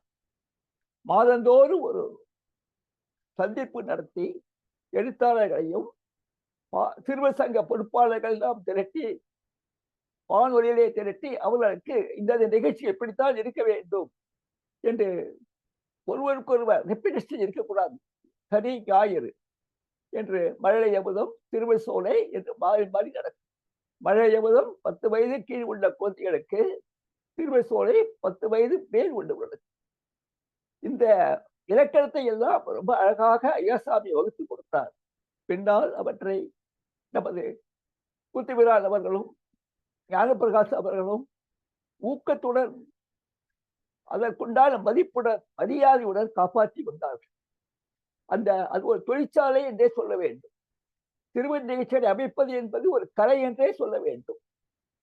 அந்த கலையில் பல ஆண்டுகள் நானும் இருந்தேன். இப்பொழுதும் அதே கலையுடன் அதே இலக்கணத்துடன் தான் நான் செய்கிறேன். எதை செய்தாலும் ஆக்கப்பூர்வமாக இருக்க வேண்டும், சமுதாயத்துக்கு பயனுள்ளதாக இருக்க வேண்டும் என்ற நோக்கத்தோடு செய்து வருகிறேன். அப்படிப்பட்ட சிறுவர் சங்கமாக பார்க்கடல் சிறுவர் சங்கம் என்ற சங்கத்தை கூட்டினேன். பார்க்கடல் சிறுவர் சங்கம், கடலில் பார்க்கடல் எப்படி அமுதம் தோன்றியதோ அது போன்ற அமுதம் போன்ற செய்திகளை, விஷயங்களை ஒரு சங்கத்தின் நிகழ்ச்சியின் வாயிலாக நாம் தர வேண்டும் என்றுதான். அந்த சிறுவர் சங்கங்கள் 85 தோன்றின. அதற்கு ஏறக்குறைய 15,000 குழந்தைகள் உறுப்பினராக இருந்திருக்கிறார்கள். மழலை சிறுவர் சோலை, கண்மணி பூங்கா எல்லாவற்றிலும் அந்த சிறுவர் சங்கங்கள் தான் பங்கேற்பார்கள். மாதாமாறு சந்திப்பு நடக்கும். திறமை வெளிப்படும் நிகழ்ச்சிகளை எல்லாம் கொண்டு வர வேண்டும் என்று ஐயாசாமி சொல்வார். உச்சரிப்பு, தமிழ் உச்சரிப்பு சரியாக இருக்க வேண்டும் ஐயாசாமிக்கு. இல்லை என்றால் திருப்பி அனுப்பி விடுவார். அப்படிப்பட்ட மனிதர். இதை பற்றி ஞானப்பிரகாசம் ஒரு ஆண்டு விழா சொல்லும் பொழுது, என்னுடைய ஆண்டு விழாவில் எஸ்ஆர்ஜி சுந்தரம் அழைத்து வரும் குழந்தைகள் தமிழ் உச்சரிப்பில் அவ்வளவு சரியாக இருப்பார்கள். உடனே ஒலிப்பதிவு செய்து விடலாம் என்று சொல்வார்கள். அத்தகைய தன்மையில் இருக்கக்கூடிய குழந்தைகள் என்னுடைய சங்கத்தில் இருக்கிறார்கள். அது மட்டுமல்ல, பல சிறுவர் சங்கங்களில் உள்ள சிறுவர்கள் எல்லாம் திறமைசாலிகளாக பலவித திறமை கொண்டவர்களாக இருந்திருக்கிறார்கள். அந்த சிறுவர் சங்கங்கள் தான் தனிப்பட அவர்கள் ஆண்டு விழாவில் பல்சுவை நிகழ்ச்சியை நடத்தி எங்களை போன்றவர்களெல்லாம் அழைத்து உரையாற்ற செய்வார்கள். ஆக அந்த காலத்தில் சிறுவனுடைய ஊக்கம் அதிகமாக இருந்தது. அந்த ஊக்கம் எப்பொழுதும் குறைபற்று வளர்ந்து கொண்டேதான் வந்தது. வானொலி சிறுவர் சங்க பேரவை வெடி விழா கொண்டாடிய பொழுதும் அதற்குண்டான சான்றிதழ்களை எல்லாம் எல்லா சிறுவர் சங்கங்களுக்கும் முத்துப்பிரான் அவர்கள் அளித்தார்கள். ஐயாசாமி அவர்கள் நவம்பர் மாதம் நேருவுக்குரிய மாதம். நேரு சொல்வார், நான் எப்பொழுதும் குழந்தையுடன் பாடவும் பேசவும் ஆடவும் துடிக்கின்றேன். அப்பொழுது என்னுடைய முதுமையை மறந்து எளிமையாக இருப்பதாக நினைக்கிறேன். ஆக நான் எப்பொழுதும் குழந்தையுடன் இருக்க வேண்டும், அதுதான் என்னுடைய ஆசை என்பார்கள். அதுபோல இன்னொரு அருமையான பொன்மொழி நேரு உதிர்த்தது. என்னவென்றால், ஒரு நாட்டின் ஒரு அரசினுடைய முதல் கொள்கை அந்த நாட்டு குழந்தைகளுடைய மகிழ்ச்சியான வாழ்க்கைக்கு என்னென்ன செய்ய வேண்டுமோ அதைத்தான் செய்ய வேண்டும். இதுவே முதல் நோக்கமாக இருக்க வேண்டும் என்று பண்டிதர் ஜவஹர்லால் நேரு கூறியுள்ளார். அந்த வானொலி பேரவைக்கு கலிய உலகநாதன், கூத்தபிரான், புலவர் கல்லை ஆதுரை போன்றவர்கள் தான் பெரும் புலவர்கள் எல்லாம் அதில் இருந்து பல சாதனைகள் செய்திருக்கிறார்கள். அதிலே சொல்ல வேண்டுமானால் அந்த வண்டியப்பாவில் கவிமணி வானொலி சிறுவர் சங்கம், அடையாறு வானொலி சிறுவர் சங்கம், மெர்க்குரி வானொலி சிறுவர் சங்கம், சிறுவர் கலை பூங்கா, அப்புறம் பலராமணி விவேகானந்தா, பாலகிருஷ்ணன் விவேகானந்தா வானொலி சிறுவர் சங்கம் என்று பல சிறுவர் சங்கங்கள் மிகவும் போட்டி போட்டுக்கொண்டு தங்கள் நிகழ்ச்சியை நடத்துவார்கள் ஒவ்வொருவரும். அதுபோல நவமணி மாலையில் சிறுவர் சங்கங்கள் இணைக்கப்பட்டு அவர்களுக்கு நிகழ்ச்சிகள் கொடுக்கப்படும். மியூசிக் அகாடமி, அது போன்ற பெரிய பெரிய அரங்கங்களில், கலைவாண அரங்கங்களில் இவற்றில் எல்லாம் நிகழ்ச்சிகள் நடத்தப்படும். மிகவும் அருமையான நிகழ்ச்சிகளாக அவை இருக்கும். இந்த பேரவை ஒரு பக்கத்தில் இப்பொழுது சிறுவர் சங்கம் நடத்தி வருகிறார். பார்க்க சிறுவர் சங்கம் என் கண்ணிற்கு தெரிந்து இந்த சிறுவர் சங்கங்கள் தான் இயங்கி வருகின்றன. இதை விடாமல் நான் பற்றியதற்கு காரணம், சிறுவர்களை தமிழ் ஆர்வ உணர்வுகளாக மாற்ற வேண்டும், பண்பாட்டு செல்வங்களாக மாற்ற வேண்டும், அவருடைய கலைத்திறமையை வளர்க்க வேண்டும். அதன் மூலம் வானொலி டிவியில் அவர்களுக்கு நிகழ்ச்சிகள் வாங்கி கொடுத்து உற்சாகப்படுத்த வேண்டும். இதுதான் என்னுடைய கொள்கை. இன்டர்நேஷனல் இயர் ஆஃப் சில்ட்ரன் 1969 கொண்டாடப்பட்டது. அப்பொழுது பேரவை செய்த சாதனைகள் பல. வானொலி சிறுவர் சங்க பேரவை அதெல்லாம் வளர்ச்சி நோக்கிய பாதை. அப்பொழுது அவர்கள் ஒரு கதை சொல்லி நிகழ்ச்சியை அந்தந்த பேட்டையிலே நடத்தினார்கள். எங்கெங்கே சிறுவர் சங்கங்கள் இருக்கின்றனவோ அவர்களுடைய பொறுப்பில் இடத்தை தயார் செய்து, முக்கிய விருந்தினர்களை தயார் செய்து, கதை சொல்லும் நிகழ்ச்சிகளை தான் தயாரித்தார்கள். அதன் பொறுப்பை எஸ் வஜ்ரவேதி என்பவர் வாங்கி கொண்டார். அதுபோல ஜி கார்த்திகேயன் என்பவர் இன்டர்நேஷனல் இயர் ஆஃப் சில்ட்ரன் 12 மாதங்களும் மாதத்திற்கு ஒரு மலராக, அழகான மலராக கொண்டு வந்தார். அதில் ரொம்ப அருமையான போற்றத்தக்க சிறிய மலர் தான். இருந்தாலும் அது கண்ட விஷயங்கள் எல்லாம் பெரியவனும் படித்து இன்புறத்தக்கன. அப்படிப்பட்ட விஷயங்களை அவர் சொல்லியிருக்கிறார். இப்படிப்பட்ட பேரவைக்கு பல பாராட்டுகள் குவிந்திருக்கின்றன. குறிப்பாக தினமணி ஆசிரியர் ஆக இருந்த ஹரிஹரன் என்பவர், ஹரிஹரன் ரேவதி என்ற புனைப்பெயர், அவர் கோகுலத்தில் ஆசிரியராக இருந்தார். அந்த சமயத்தில் அவர் நமது பேரவையை பாராட்டி மிக அற்புதமாக ஒரு சில வாக்கியங்களை எழுதியிருக்கிறார். ஒரு தீபாவளி மலரில்,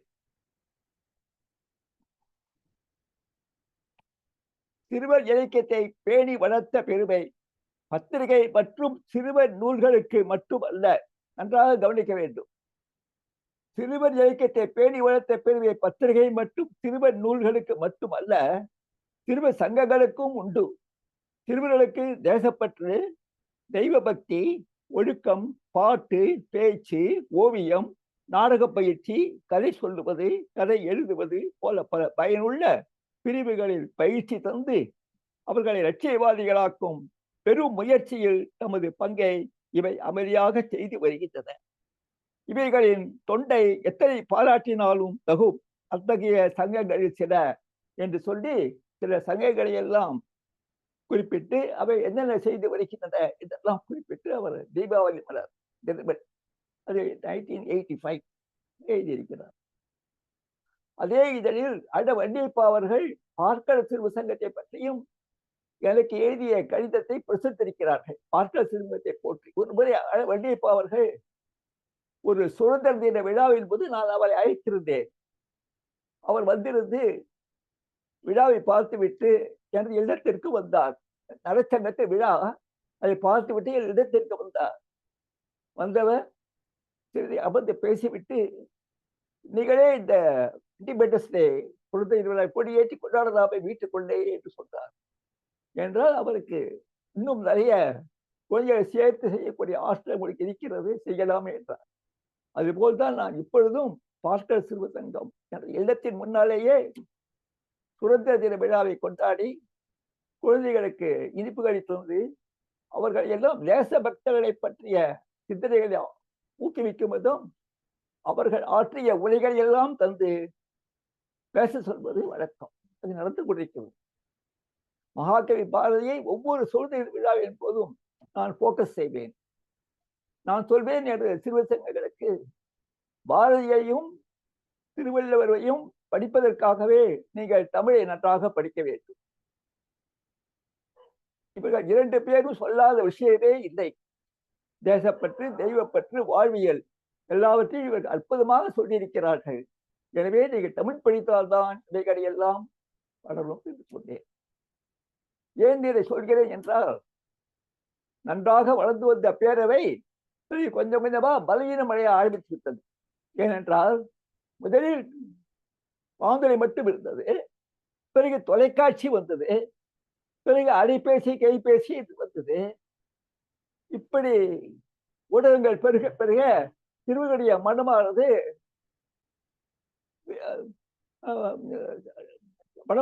மற்ற விஷயம் ஓடி போய்விட்டது. அவர்கள் இதையெல்லாம் சட்டை செய்வதில்லை. சிறுவ நிகழ்ச்சிகளை ஒரு முக்கியமான நிகழ்ச்சியாக கருதுவதில்லை. இரண்டாவதாக சிறுவர்களிடையே தமிழ் பேசுகின்ற அந்த முறையானது போய்விட்டது. தமிழின் பேர் ஆர்வம் குறைத்து விட்டது, ஊக்கம் குறைத்து விட்டது. தமிழை குழந்தைகள் பேச வேண்டும் என்று பெற்றோர்கள் நினைப்பதில்லை. ஆசிரியர்களும் பெருவாரியான ஆசிரியர்கள் தங்கள் பள்ளிக்கூட குழந்தைகள் தமிழிலும் நல்ல வல்லமை பெற்று விளங்க வேண்டும் என்று நினைப்பதில்லை. அதனால்தான் காரணம். எனவேதான் எழுத்தாளராகிய நாங்கள் எழுதுகின்ற நல்ல படைப்புகளை எல்லாம் வீணாகி போகின்றது என்றுதான் சொல்ல வேண்டும். சீபாஜா சொல்வார், குழந்தை இலக்கியத்தை படைப்பது என்பது சாதாரண விஷயம் அல்ல. அது ஒரு சிற்பி கல்லை உடியால் செதுக்குவது போன்றது. கல்லை சிற்பி உடியால் செதுக்கும் பொழுது ஏதாவது சிறிய தவறு வந்தாலும் அது முழு உருவம் பெறாது, அழகு பெறாது. அதுபோல்தான் குழந்தை இலக்கியம். குழந்தை இலக்கியம் ஆரோக்கியமாக இருக்க வேண்டும், எளிமையாக இருக்க வேண்டும், குழந்தைகளுக்கு உண்டான கருக்களை கொண்டதாக இருக்க வேண்டும், என்னது சொல்லலாம் என்னது சொல்லக்கூடாது என்ற ஒரு இலக்கணம் இருக்க வேண்டும் என்றெல்லாம் உண்டு. வெஸ்ட் ஜெர்மனியில் குழந்தைகளுக்கான கருக்களை எழுத்தாளர்கள் மிகவும் ஜாக்கிரதையாக கையாள வேண்டும் என்று சொல்லும் பொழுது ஒரு சட்டம் இயற்றினார்கள். என்னவென்றால், எவர் திருட்டு, கொலை, பழிக்கு பழி என்று இவற்றையெல்லாம் கருக்களாக கொண்டு மர்மக்கதைகளாக வைத்துக் கொண்டு எழுதி குழந்தைகளுக்காக கொடுக்கிறார்களோ அவர்கள் சிறையிடப்படுவார்கள் என்று சொல்வார்கள். எனவே அவர்கள் குழந்தைகளுக்கான படைப்புகளை ஒழுங்குபடுத்துவதில் அவ்வளவு அக்கறை காட்டி வந்தார்கள். ஏனென்றால் குழந்தைகள் மனதை போன்றவை. ஒரு சங்கம் நடத்தி சிறுவர்களை பழக்கி அவர்களை வானொலியிலும் மேடையிலும் டிவியிலும் நிகழ்ச்சி அளிப்பது என்பது சாதாரண காரியம் அல்ல. ஊர்வன, படப்பன, நடப்பன என்று 3 உண்டு. இவற்றையெல்லாம் ஒன்று கூட்டி திரட்டி ஒரு அணியாக செய்வதை எவ்வளவு கஷ்டமாக இருக்குமோ அவ்வளவு கஷ்டமானது சிறுவரை சேர்த்து ஆக்கப்பூர்வமாக நிகழ்ச்சிகளை தயாரிப்பது என்பது. அதுவும் வானொலி டிவிக்கு தயார் செய்யும் பொழுது மிகவும் கவனமாக இருக்க வேண்டும். நான் அந்த விஷயத்தில் எதுவுமே காம்ப்ரமைஸ் பண்ணுவதில்லை. எத்தனை முறை ரிகர்சல் பண்ணினாலும் நான் அதை வளர்த்தால் வேண்டும் என்று சொல்வேன். ஒரு ஆங்கிலேயன் சொன்னார், the training of children is an art for which we should know how to spend time in order to gain later on. குழந்தைகளுக்கு நாம் இன்று எவ்வளவு நேரம் செலவழித்து அவர்களுக்காக நிகழ்ச்சிகளை நடத்துகிறோமோ அல்லது பாடங்களை சொல்லித்தரோமோ அதை கேட்ட மாதிரிதான் அவன் எதிர்காலம் விளங்கும் என்று ஒரு ஆங்கிலேயர் சொல்கிறார். அதுபோல் என்னை பல பள்ளிகளுக்கெல்லாம் அழைத்திருக்கிறார்கள். ரிபப்ளிக் டே, இண்டிபெண்டன்ஸ் டே, இவற்றையெல்லாம் நான் சிறப்பு விருந்தினராக கலந்து கொண்டு அங்கே மாணவர்களுக்கெல்லாம் குழந்தை இலக்கியத்தை பற்றி குழந்தை நூல்களை பற்றி, குழந்தை நூல்களின் முக்கியத்துவம் பற்றி இவற்றையெல்லாம் சொல்லியிருக்கிறேன். அப்பொழுது ஒரு பள்ளியிலே எனக்கு ஒரு விருது கொடுத்தார்கள். நான் அதை பார்த்து பெருமைக்காக சொல்லவில்லை, அதை பார்த்து நான் அசந்து விட்டேன். ஏனென்றால் ஆதம்பாக்கம் இந்திரா காந்தி மெட்ரிகுலேஷன் உயர்நிலைப் பள்ளி 2019ஆம் ஆண்டு குடியரசு தின விழாவில் சிறப்பு விருதாக பங்கேற்ற SRG சுந்தரம் அவர்களை பாராட்டி வழங்கிய சிறப்பு கேடயம். அந்த கேடயத்தில் இடம்பெற்ற வாசகம் அது என்னவென்றால், appreciation award to SRG Sundaram MA, a perfect soul who made the choice of tireless effort to study, work hard, or do what best in what he can for the citizens of tomorrow, with such lovely warmth of thought, which are all beyond praise என்று சொன்னார். இது போன்ற அவார்டை நான் அதாவது அவார்டிலேயே இந்த வாசகங்களை பொறித்து ஒரு தங்க நிறத்தை ஒரு கேடயமாக வழங்கி பொற்கையை கொடுத்து இதை கௌரவித்து அனுப்பினார்கள். அவர்கள் யார் என்று எனக்கு முன்பின் தெரியாது. என் பயோடேட்டாவை பார்த்து அவர்கள் சொல்லியிருக்கிறார். அந்த அளவிற்கு அவர்கள் குழந்தை இலக்கியத்திலே ஆர்வமுள்ளவர்களாக இருப்பதை இதன் மூலம் நான் அறிகிறேன். இதுபோல் குழந்தைகள் பள்ளிக்கூடங்களில் தான் குழந்தை இலக்கியத்தில் ஆர்வமுள்ளவர்களாக இருந்தால் அந்த பள்ளிக்கூடத்தில் படிக்கின்ற குழந்தைகளுக்கும் குழந்தை இலக்கிய ஆர்வம், குழந்தை நூல்களை படிக்க வேண்டும் என்ற ஆர்வம். எத்தனை நூல்கள் இருக்கின்றன பள்ளிக்கூடத்தில், குழந்தைகள் இங்கே போகிறார்களா? ஆனால் நூலகத்தை வாசிக்க வேண்டும் என்ற ஒரு கருவை கூட நான் என்னுடைய கதைகளை கேட்டிருக்கிறேன். இதுவரை 21 நூல்கள் எழுதியிருக்கிறேன், 21 பரிசுகள் மேல் பெற்றிருக்கிறேன். எல்லாம் சிறுவர் இலக்கியத்தை பற்றி பெரியவெடுக்காமல் எழுதியிருக்கிறது, அது வேற விஷயம். பல டிவிக்கள் என்னை பேட்டி கேட்டுள்ளன. அவற்றில் சிறுவர் இலக்கியத்தை பற்றி மிகவும் ஆழ்ந்து சொல்லியிருக்கிறேன். எப்படி அமைய வேண்டும், எப்படி அமையக்கூடாது என்று. எனது நாடகங்களை எல்லாம் படித்துவிட்டு ஒரு பள்ளிக்கூடத்தில் ஒரு ஆசிரியர் வீட்டிற்கு வந்தார். உங்களுடைய நாடகம் நன்றாயிருக்கிறது, எங்களுக்கு கொடுங்கள், நான் ஆண்டு விழாவில் போட வேண்டும் என்று சொன்னார். தாராளமாக போட்டுக் கொள்ளுங்கள் என்று அவர்களிடம் ஒரு 3 நாடகங்கள் கொடுத்தேன். எல்லாமே சிரிப்பு நாடகங்கள், அதே சமயம் சிந்தனையை தூண்டுகின்ற கருத்துள்ள அற்புதமான நாடகங்கள். சிறுவர்கள் காப்பி அடித்து தேர்வு பெறுவது என்பது கூடாது. சிக்கனமான பழக்கத்தை கைக்கொள்ள வேண்டும். இது போன்ற கருக்களை கொண்ட நாடகம். அவர்கள் அந்த நாடகங்களை மேடையேற்றி என்னை மிகவும் பாராட்டினார்கள். அப்பொழுதுதான் நான் நினைத்தேன், இவர்களுக்கெல்லாம் பயன்படும்படியாக ஒரு நூலை உண்டாக்கலாம் என்று சிரிப்பூட்டும் சிறுவர் நாடகங்கள் என்ற ஒரு தொகுப்பை எழுதி அதில் 12 சிறுகதை எழுதினேன். அதில் முன்னாள் கர்நாடக நீதிபதி அவர்கள் அதற்கு முன்னுரை கொடுத்திருக்கிறார். ஆக ஒவ்வொரு நூலும் என்னுடைய ஒவ்வொரு நூலும் சிறப்பு தன்மையோடு நான் தயாரிக்கிறேன். ஆனால் அது போன்றே அந்த நூலுக்குரிய பரிசும் எனக்கு கிடைத்து விடுகிறது. சமீபத்தில் வள்ளியப்பா பிறந்த நாளை ஒட்டி பெரிய போட்டி வைத்தார்கள். சிறந்த நூலிற்கான பொன்முடியும் கேடயமும் வழங்கப்படுது. எனது நூலான அம்புலியே அம்புலியே என்ற நாடகத்தை நான் அளித்தேன். அந்த புத்தகம் வெற்றி பெற்றது. ரூபாய் 10,000 கேடயமும் கொடுத்து அனுப்பினார்கள். அப்பொழுது சொன்னேன், நான் பல பரிசுகள் பெற்றிருக்கிறேன், பல இலக்கிய அமைப்புகள் கொடுத்திருக்கின்றன. ஆனால் இந்த பரிசானது மூலஸ்தானத்திற்கே வந்து வாங்கிய ஒரு பரிசாக நான் நினைக்கிறேன்.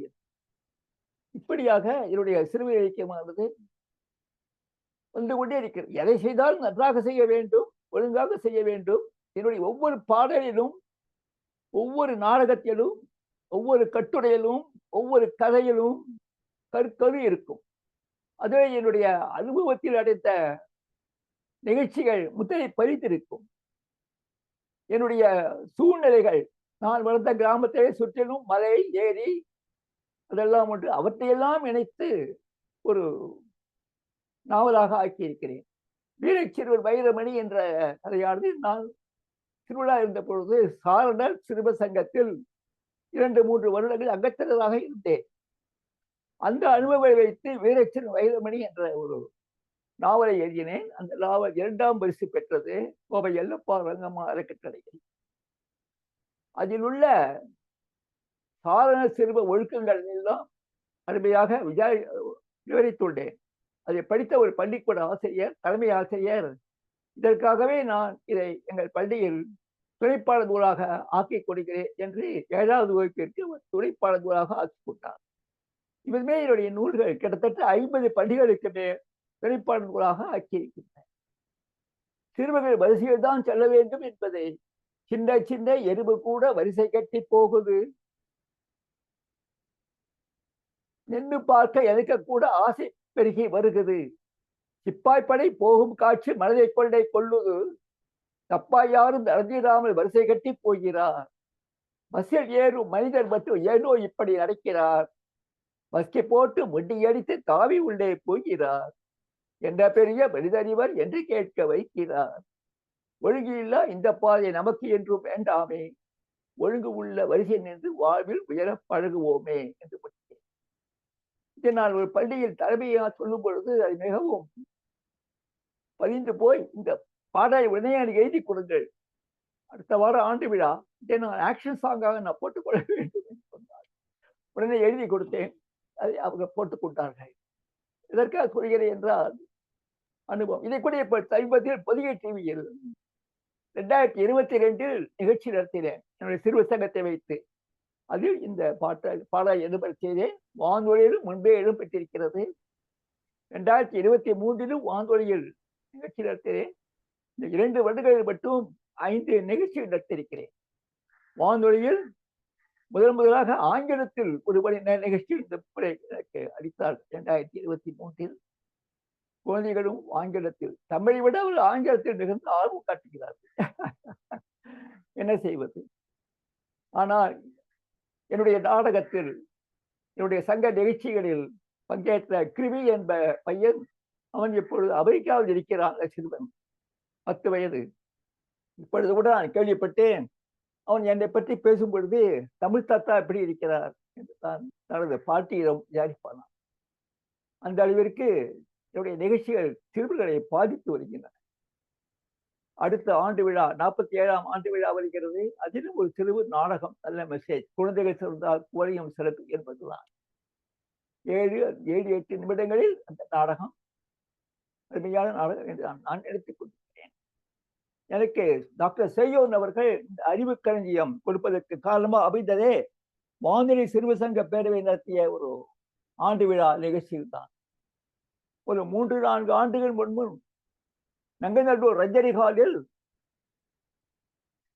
சிறுவர் நிகழ்ச்சி, ஏறத்தாழ 8 சிறுவ சங்கங்கள் கலந்து கொண்டன. என்னுடைய பார்க்கல் சிறுவ சங்கமும் கலந்து கொண்டது. அது நாங்கள் அடித்த நிகழ்ச்சியானது சிறுவர்களும் அலைக்கடலும். அலைக்கடலை சிறுவர்கள் கேள்வி கேட்கிறார்கள், ஏன் எப்பொழுது ஓயாமல் ஆடிக்கொண்டே இருக்கிறார் என்று. அதற்கு அலைகள் பதில் சொல்லுகிறது. இந்த நாடகம் ஒரு கதையாகவும் இருக்கிறது.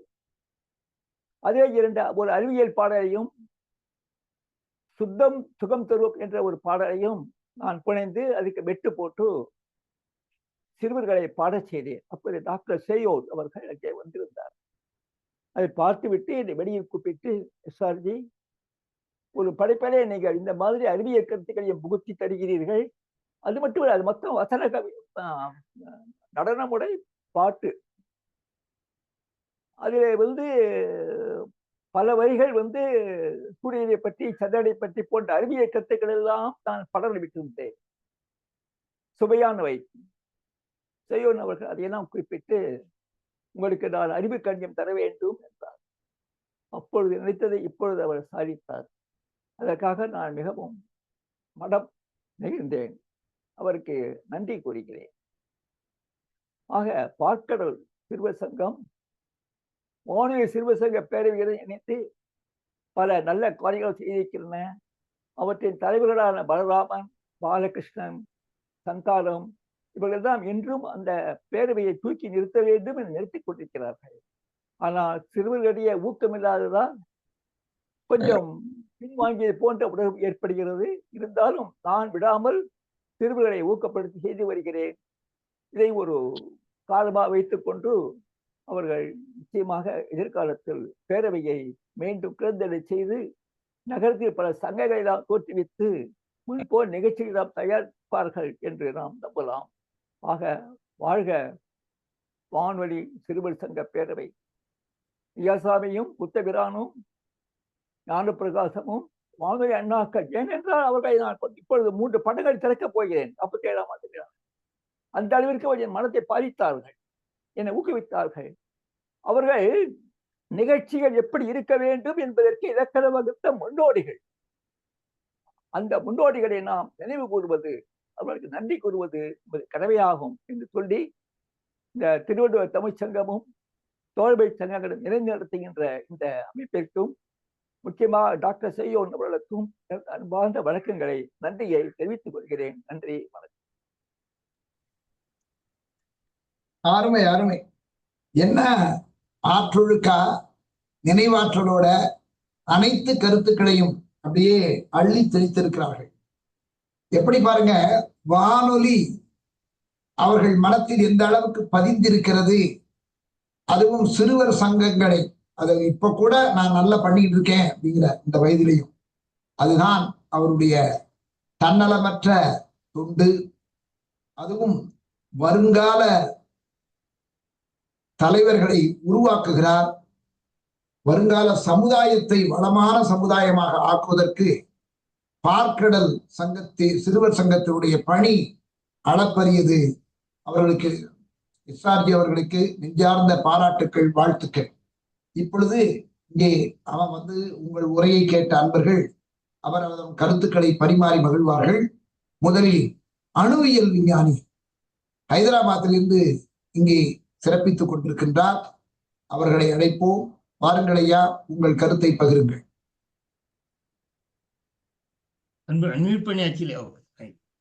அனைவருக்கும் வணக்கம். மிகவும் நன்றி ஐயா. இன்னைக்கு திரு அக்ஷயநாதன் அவர்களின் வரவேற்புரை ரொம்ப சிறப்பாக இருந்தது. அவர் எப்பவும் நல்லா பேசுவார், இன்னைக்கு ரொம்ப சிறப்பாக இருந்தது. இன்று குழந்தைகளை விரும்பும், குழந்தைகளுக்கு நல்வழி காட்டும் திருமதி பிச்சைம்மாள் அவர்கள் தலைமையிலிருந்து ஒரு புதுமை இன்னைக்கு. அந்த இப்போ முதல் தரம் கேட்குறோம், ரொம்ப நல்லா பண்ணினாங்க. அவருடைய ஈடுபாடு எல்லாமே அவருடைய உரையிலே தெரிஞ்சது. இந்த அறிமுக உரை அதிலே தனித்திறமை, அவங்க கற்பகவள்ளியை அறிமுக உரை வழங்குவது தனித்திறமை. கதை சொல்லி அப்படின்னு சொல்லுவோம், ஆனால் அறிமுக வழங்குவதிலும் அவர் ஒரு வல்லுநர் தான். அவர்கள் ரொம்ப சுவாரஸ்யமாக வழங்கினார். தொடர்ந்து அவர் முனைவர் சேயோன் அவர்களும் இன்னும் அதனுடைய வேற அவர் அறிந்த சில விஷயங்களையும் சொன்னார். ரொம்ப சுவாரஸ்யமா இருந்தது. இந்த சிறப்புரை அது கூட இன்னைக்கு ஒரு வித்தியாசமான ஒரு உரைதான். மாணவர்களுக்கு, அதுவும் அந்த சிறுவர்களுக்கு அவர்கள் விரும்பிய விதத்தில் சொல்வது என்பது ரொம்ப கடினம். அது ரொம்ப சிரமமான வேலை. ஏன்னா நான் எல்லாம் ஒவ்வொரு வாத்தியாரும் ஒவ்வொரு இது பண்ணியிருப்பேன். ஒவ்வொரு வாத்தியாரும் ரொம்ப விரும்பி இது அந்த கிளாஸுக்கு போக ஒவ்வொரு வாத்தியருக்கு சரி அவ்வளவுதான் அப்படின்னு. ஆனா இவர் அவர்கள் விரும்பும் விதத்தில் சொல்வது மிகவும், இத்தனை வருடங்களாக சிறுவர்களை கவரும்படி கதை, கவிதை, நாடகம், நாவல் என்று புனைந்து அறிவுக்களஞ்சியம் எஸ்ஆர்ஜி சுந்தரம் அவர்கள் ரொம்ப பாராட்ட வேண்டும். எவ்வளவு சொன்னாலும் பத்தாது, அவ்வளவு. அது ரொம்ப அருமையான பணி. ஏன்னா அந்த சமயத்துல நம்ம என்ன விதைக்கிறோமோ அதுதான் ஃபைனலா அவங்களுக்கு எனக்கு இதுன்னா இப்போ இந்த வானொலி முந்தையெல்லாம் மணிமலர் அப்படின்னு வரும். நாங்க படிக்கிற போது மணிமலர் நிகழ்ச்சி அப்படின்னு வரும். இந்த ஒவ்வொரு பள்ளிக்கூடத்துல இருந்தும் குழந்தைகள் போய் அவங்கள இது பண்ண எங்களுக்கு கூட தயார் பண்ணாங்க. இப்போல்லாம் அந்த மாதிரி இதெல்லாம் இதுல பண்றாங்க, டிவியில பண்றாங்க. எல்லாமே ஒரு விளம்பர நோக்கத்துடனே பண்ற மாதிரி இருக்குது. இந்த காலத்து இளைஞர்களுக்கு இவர் சுந்தரம் அவர்கள் எது ரொம்ப பிடிக்குது அப்படின்னு அவருடைய அனுபவத்துல கண்டுபிடிச்சிருப்பாரு. எந்த மாதிரி சொன்னா எந்த மாதிரி சொல்லணும் அப்படின்னு என்ன மனப்பாங்கே மாறி போய் எடுத்துப்படுது சிறுவர்களுக்கு. ஸோ அது இப்போ என்ன இது அவங்க மாற்றுறாங்களா, அவங்க சொல்லும் விதத்தில் அவங்கள அவங்க நல்வழி காட்டும் விதத்தில் எப்படி எடுத்து சொல்றது, விஷயத்தை எப்படி சொல்றது, அதுல ஏதாவது வழிமுறைகளை மாற்றினார்களா? அது வந்து ரொம்ப அரிய ஆவல். ஏன்னா ரொம்ப ரொம்ப அவசியமானது. இப்போ எப்படி சொல்றது, குழந்தைகள் எப்படி சொல்றதுங்கிறது ஒரு கலை அந்த மாதிரி ஆடுது. அந்த மாதிரி அவருடைய அனுபவத்தை பத்தி கேட்க ஆசையா இருக்கிறது. என்ன சொன்னா தேவை. எஸ்ஆர்ஜி அவர்களை சொல்லுங்க, சொல்றீங்களா? எஸ்ஆர்ஜி அவர்களை கேட்டீங்களா அவர் சொன்னத? 2 விஷயங்களை சொல்லிவிட்டு பிறகு அவர்களுக்கு விடை தருகிறேன். அதாவது கடந்த ஆண்டு விழாவில் குழந்தைகள் சிறந்தால் குழந்தையும் சிறக்கும் என்ற எனது கொள்கை அடங்கிய கேடயத்தை நான் வெளியிட்டேன். அதை ராஜகோபாலன் பேராசிரியர் அவர்கள் வெளியிட்டார்கள். அந்த புகைப்படத்தை இங்கே காண்பிக்கிறேன். அடுத்ததாக இலக்கிய பீடம் என்ற ஒரு இதழில் வானொலி வளர்த்த பன்முக படைப்பு செம்பல் என்ற கட்டுரையில் கிட்டத்தட்ட 13 பக்கங்களில் என்னை பற்றி அவர்கள் எழுதியுள்ளார்கள். இலக்கிய பீடம். சரி, ஐயா கேட்ட கேள்விக்கு பதில் சொல்கிறேன். பூஞ்செடிக்கு ஏற்ற நிகழ்ச்சிகள் தற்பொழுது சரியாக இல்லை என்ற குறை இருந்து வருகிறது. அதற்கு காரணம் கூத்துபிரான், ஐயாசாமி, ஞானப்பிரகாசம், சேயோன் இவர்களை போன்று குழந்தைகள் எதிர்கால குடிமக்களாக ஆக்க வேண்டும், ஆகக்கூடிய வித்துக்கள் நினைத்து அந்த நிகழ்ச்சியை தயார் செய்தால் நிச்சயமாக அந்த நிகழ்ச்சி நன்றாக அமையும். ஆடலோ பாடலோ எதுவாக இருந்தாலும் ஏதோ பொழுதுபோக்கிற்காக எதையாவது காட்டிவிட்டு சென்று நேரத்தை வெளிப்படுத்தி விட்டால் போதும் என்று நினைக்கக்கூடிய நிகழ்ச்சிகள் அதிகமாக இருக்கின்றன.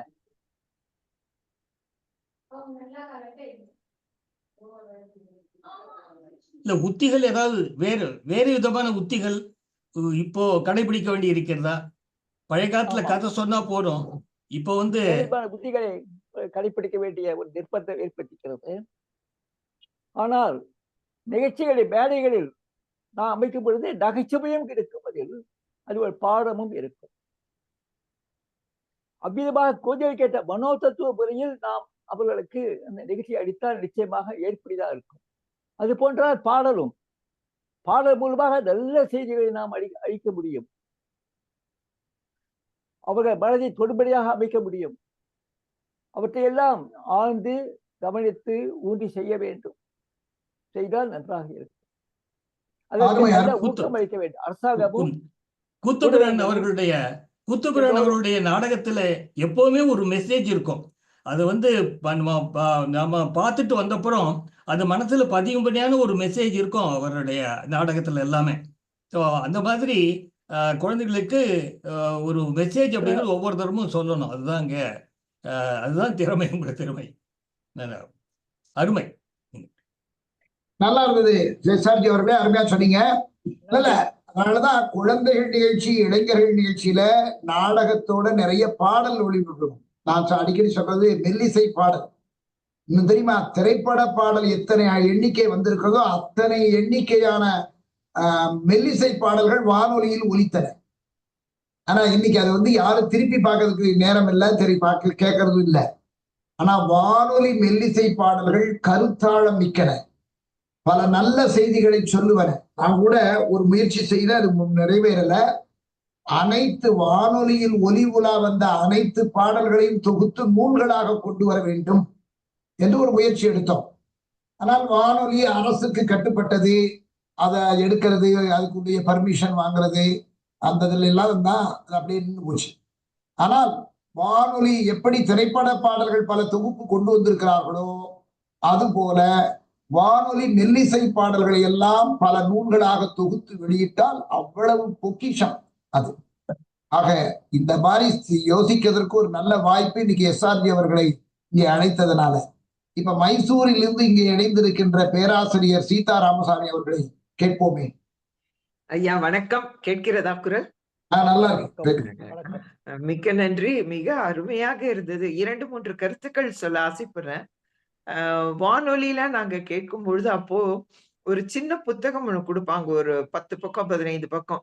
அந்த வார நிகழ்ச்சிகள் கரெக்டா 6 மணிக்கோ இல்ல 5:30 மணில இருந்து ஆரம்பிச்சு என்னென்ன நிகழ்ச்சி எந்தெந்த நிமிஷத்துக்கு நாங்கெல்லாம் அதை பார்த்துன்னு உட்கார்ந்துட்டு இருப்போம். அதுல சிறுவர் நிகழ்ச்சி எல்லாம் நான் பார்த்திருக்கோம்.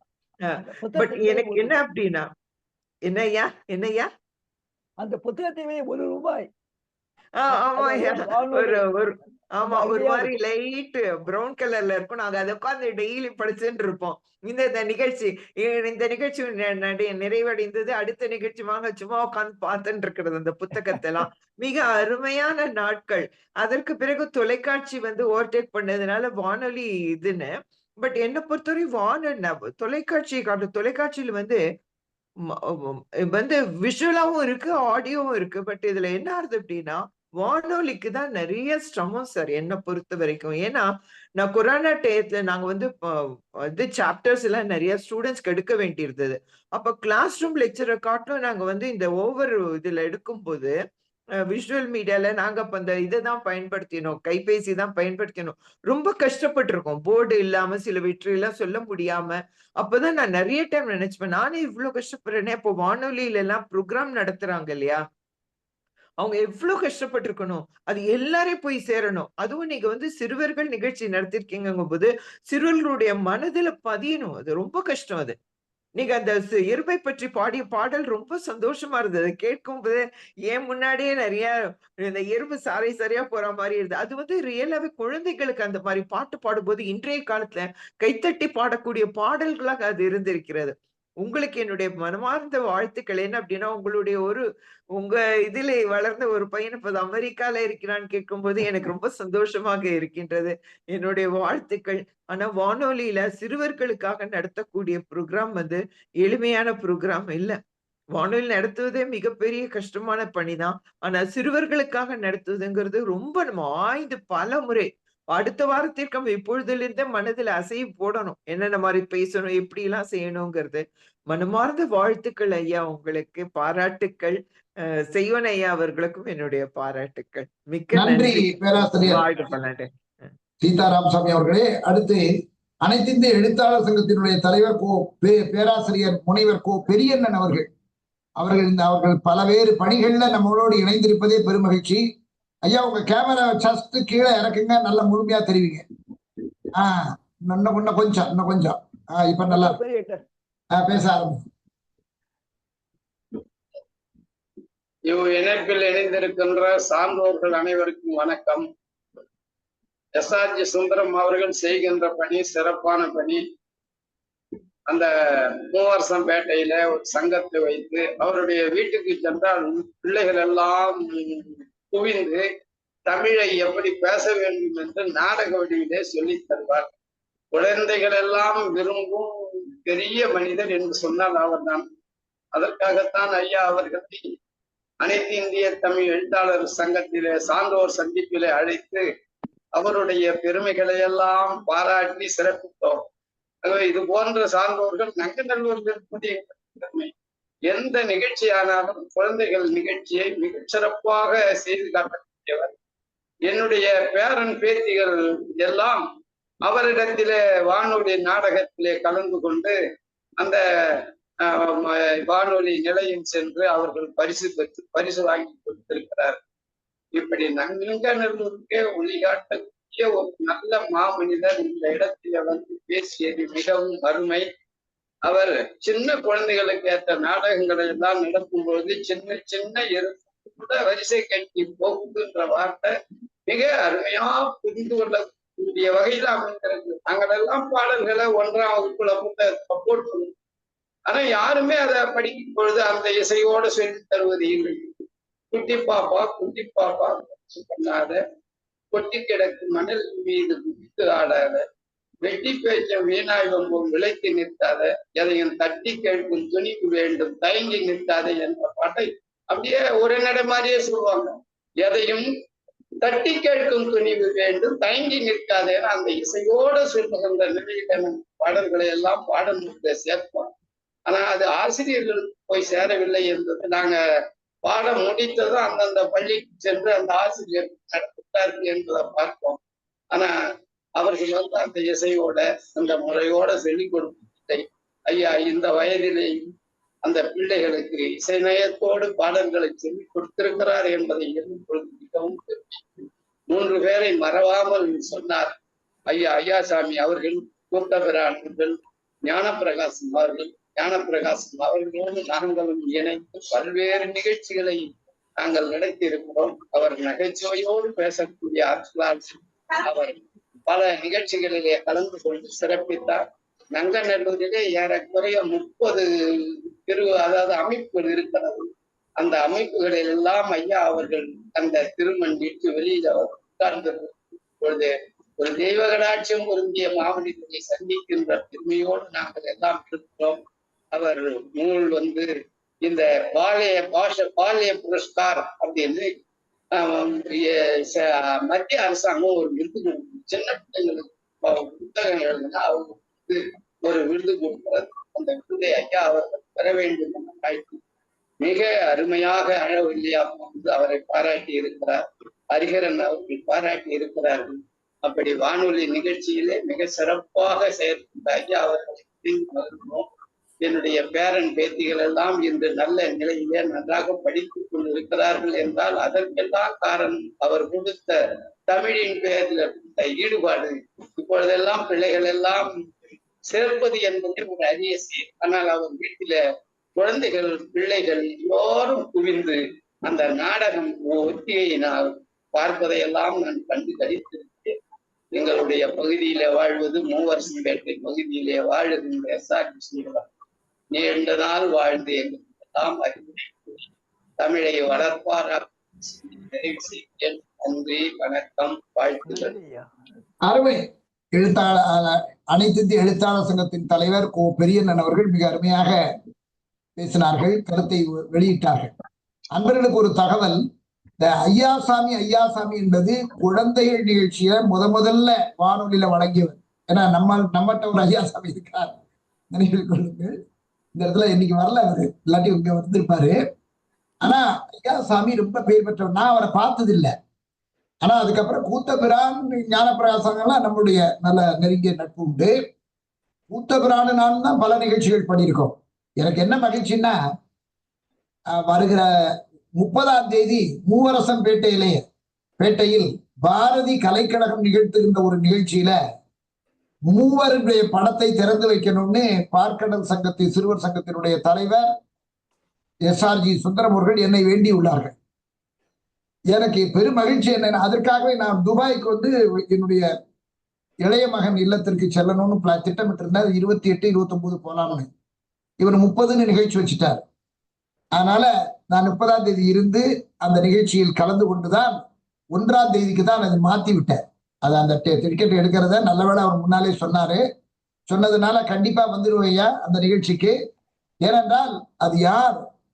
ஐயாசாமி, கூத்தபிரான், ஞானப்பிரகாசம், இவ்வளவு 3 பேருமே வானொலி அன்பர்கள்.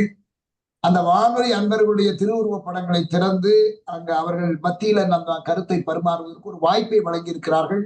அதற்கும் அவர்களுக்கு நன்றி சொல்லி, கலைமாமணி முனைவர் வாசுகி கண்ணப்பன் அவர்கள் நெடுங்காலம் வானொலியோடு தொடர்புடையவர்கள். அவர்களுடைய துணைவர் டாக்டர் ஜே கண்ணப்பர் அவர்களும் பல நிகழ்ச்சிகள்ல கலந்திருக்காங்க. இவங்க 2 பேரையும் நான் ஒரு சேர பார்த்திருக்கேன் வானொலியில பலமுறை, ஒரு முறை இல்ல பலமுறை பார்த்திருக்கிறேன். அவர்கள் நம் நிகழ்ச்சிக்கு பெரிய மாதிரி, நான் முன்னாலே சொன்னல, நமது மயிலை திருவள்ளுவர் தமிழ் சங்கத்தின் தூண்களில் ஒன்றாக திகழ்கிறவர் எப்படி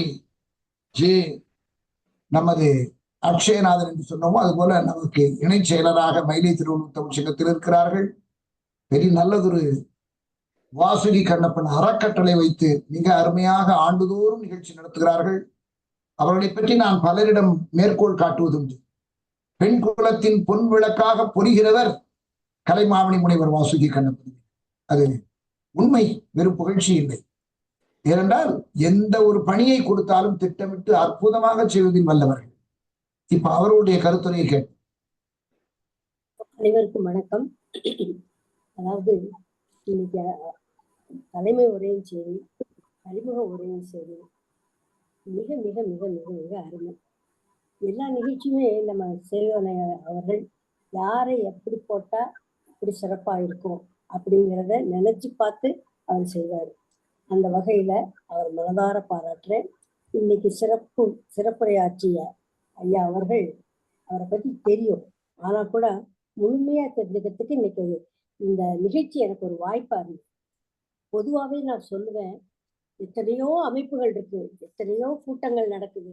ஆனா எங்க போனாலும் பெரியவங்க தான், வயசானவங்க தான் இருப்பாங்க.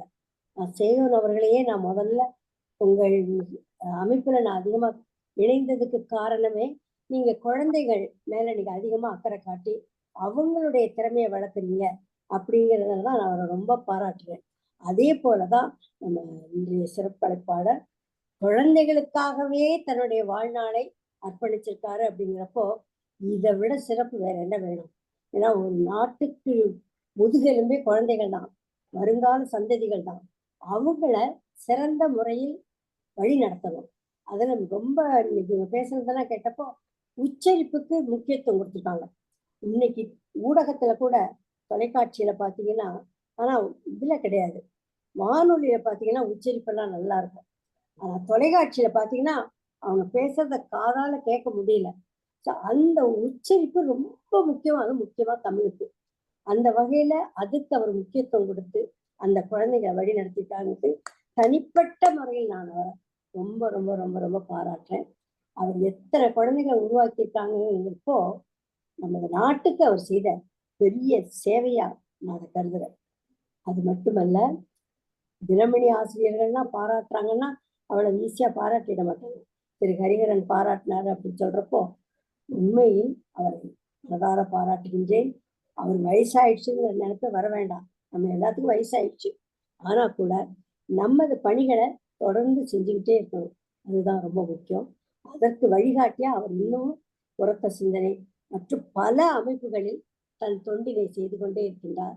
அவருடைய தொண்டு மேலும் மேலும் வளர வேண்டும். அவரால் பல குழந்தைகள் பயன்பெற வேண்டும்.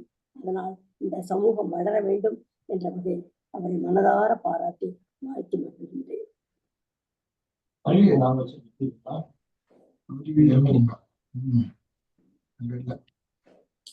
நம்ம அடுத்து கருணாநிதி அவர்கள் மதுரையிலிருந்து வாங்க.